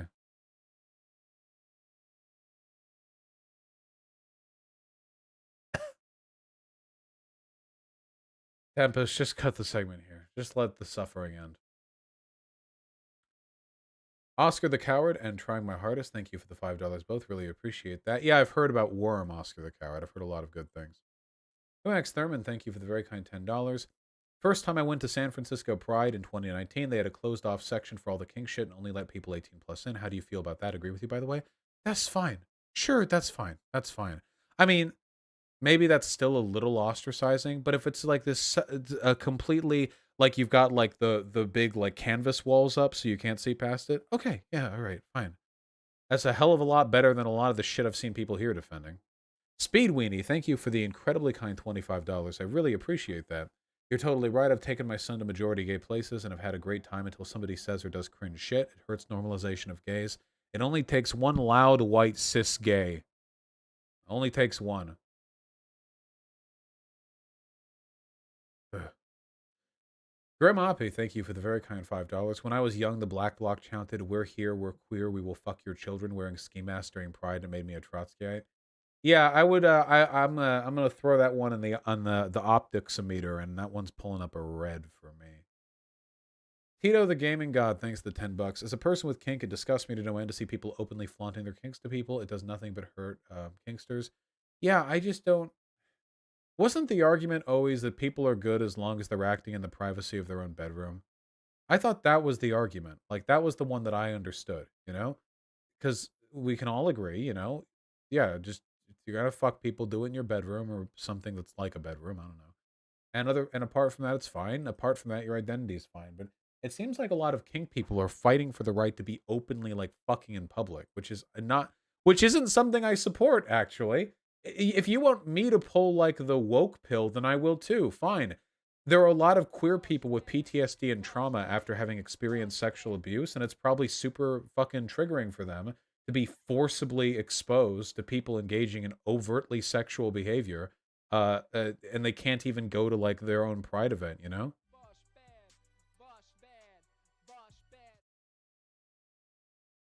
You also ace people. What if you just don't want to see an asshole while you're out walking with your child?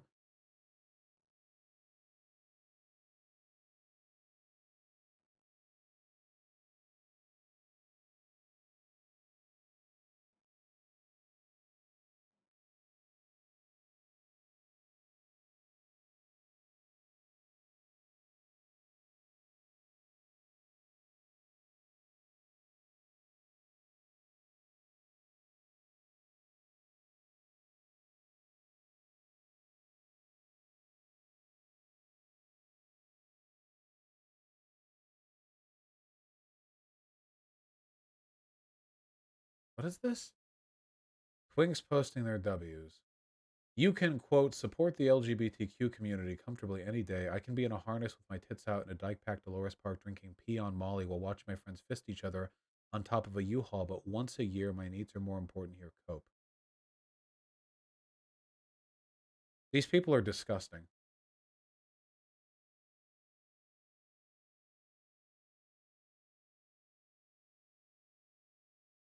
I will see all of you in burqas before I see this represent queer.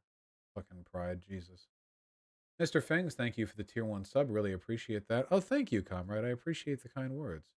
Cringe leaks the $5. Is nudity inherently sexual? Okay, I get tired of this as well. All right?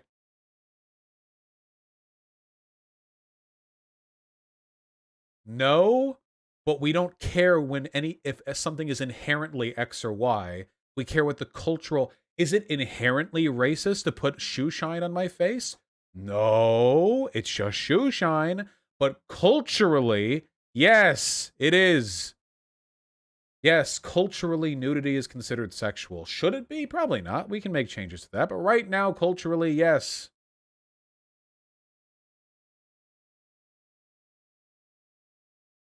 Oxcon, thank you for the $5. Does autism give us all similar ideologies? All autistic people have a hive mind. Sake Tanuki, thank you for the very kind $10. Gonna tell my kids this was Vosh's Star Fox 64 run. What? Something about Star Fox 64 animated. This is a 6-minute animation. I'll take a look at that on my own time, I think. Zonia with the incredibly kind $50. Wait, also as an appeal to nature, naked bodies do make people horny no matter how. That is true. You can do the naturally this or naturally that thing all you want, but at the end of the day, like fucking 98% of people do respond to nudity in some sexual capacity. Usually more context is needed, but it's a component to it. Naked bodies won't make people horny if we normalize naked bodies. Well, we haven't normalized naked bodies, so naked bodies do make people horny. I think a lot of people just only understand the end goal here, but you guys don't realize that, like, if you guys like start normalizing nudity and pass laws to that effect? Do you have any idea how many fucking social hurdles we have to cross for that? What if like people like, I'm sorry, if does anyone here use public transport? Do you want to sit on a seat and a person in front of you is naked and they're like scratching their dick right in front of you? Fucking no. Abso-fucking-lutely not no. If you're like a girl in public and you're naked, do you want people leering at you? What about age? Does this shit just tick on at 18? Does that implicitly suggest that people think that underage naked bodies are sexual, but overage naked bodies aren't? And if that's the case, then by removing that, you're implying a lot of really fucked up shit. The problem is, I'm sorry guys, this cultural issue is way the fuck too complicated to be solved with dumbass takes like, well, nudity isn't sexual, so people can be nude at Pride, okay? It's a way more complicated than that. If there are cultural changes on this front, it's going to take like a fucking bajillion years, okay? And in the meantime, we got to live with what we got, okay? Yeah, wearing clothes really isn't that bad, you know? It's pretty okay, actually. I'm going outside, I'm wearing pants, and then when I sit down, my fat fucking dick and balls don't mire in whatever soupy mess left by the previous person happened to leave, you know? When I'm walking around in a t-shirt, okay, and I bump somebody with my shoulder accidentally, I don't have to get their sweat on me because we're both wearing shirts. All right? We get it? This is some benefits, actually. Some benefits to wearing clothing, you know? This is pretty okay. Is this part of the segment? No, it's not part of the segment.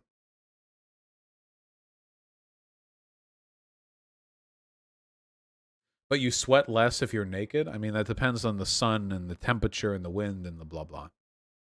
Are you randomly assaulting people with your shoulder? Listen, gotta keep these bitches in line, okay?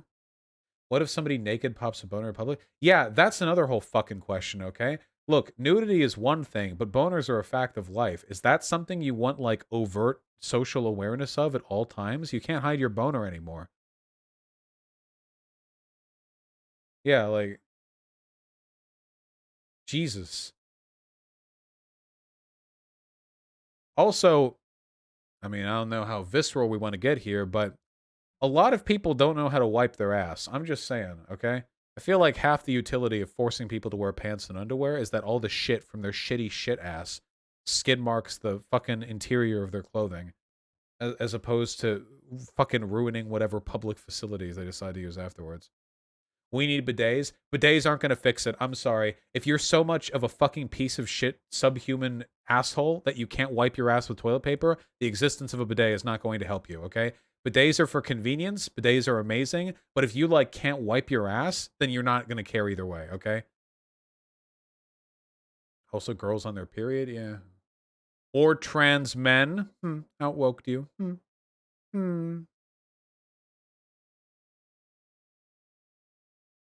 Do you use a bidet? No, I'm not that enlightened. But I went to Japan. Bidets are pretty cool.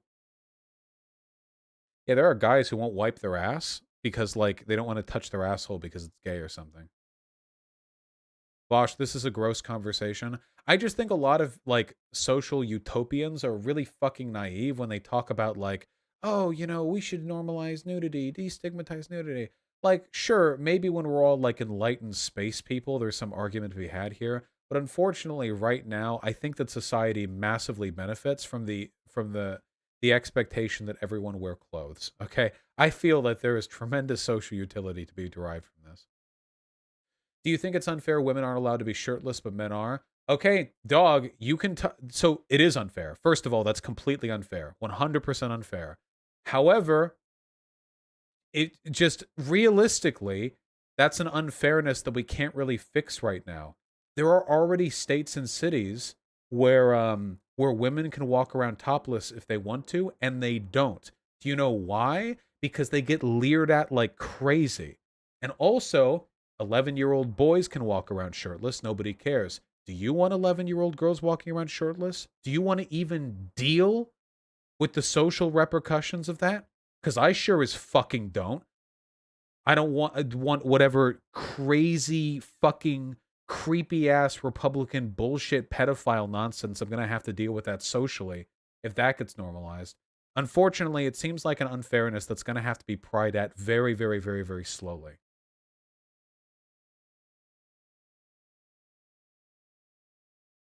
Star Trek, but everyone's naked.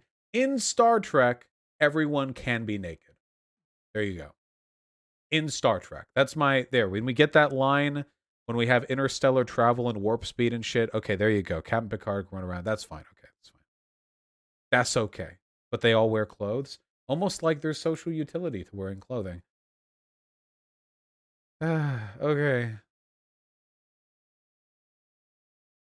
Is Star Trek the new in Minecraft? No, in Star Trek is the, this is never going to happen, so shut the fuck up. What if we solve it by making men's nipples inappropriate? Now there we go. Now that's the kind of forward-thinking solution that I'm looking for right now, okay? That's what I want to see, all right? We need to make it so nobody can go outside topless, all right? That's the shit. That's the shit I want to see. That's good. Let's go.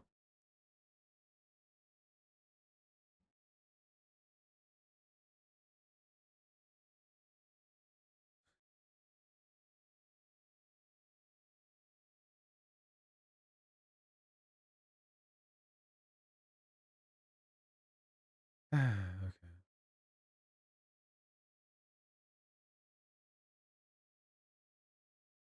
Okay, are we good?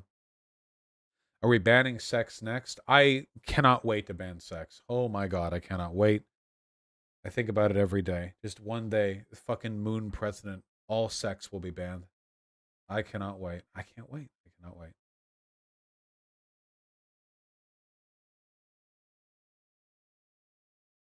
A glorious day. Anyway, Sonia, thank you for the very kind $50. It's true. True. Coming to Brain and X Natural Phenomenon, thank you for the $5 both. I really, really appreciate that.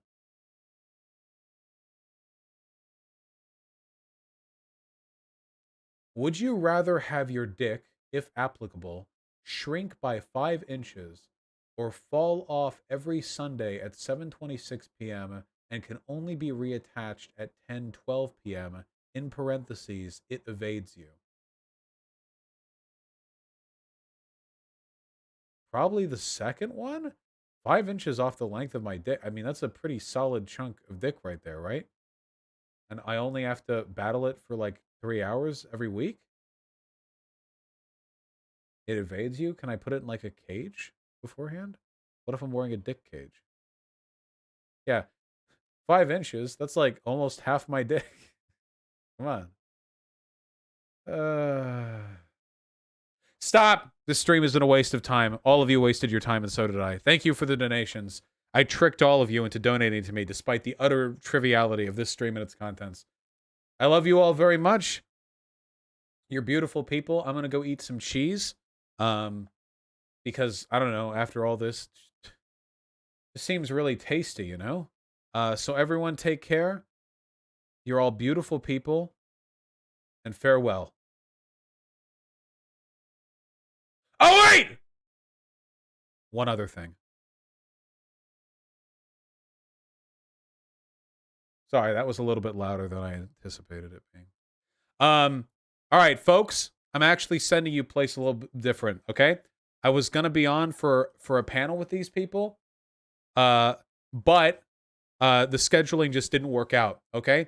The Valley Labor Report, Alabama's only union talk radio show, I've had them on before, is doing a fundraising stream for the over 1,000 mining workers in Brookwood, okay? And they're doing the live stream right now, okay? So I want this hosted. I don't know how to do hosts on my website, okay? But I want this hosted. Are they talking right now, or are they on a pause? What are we at?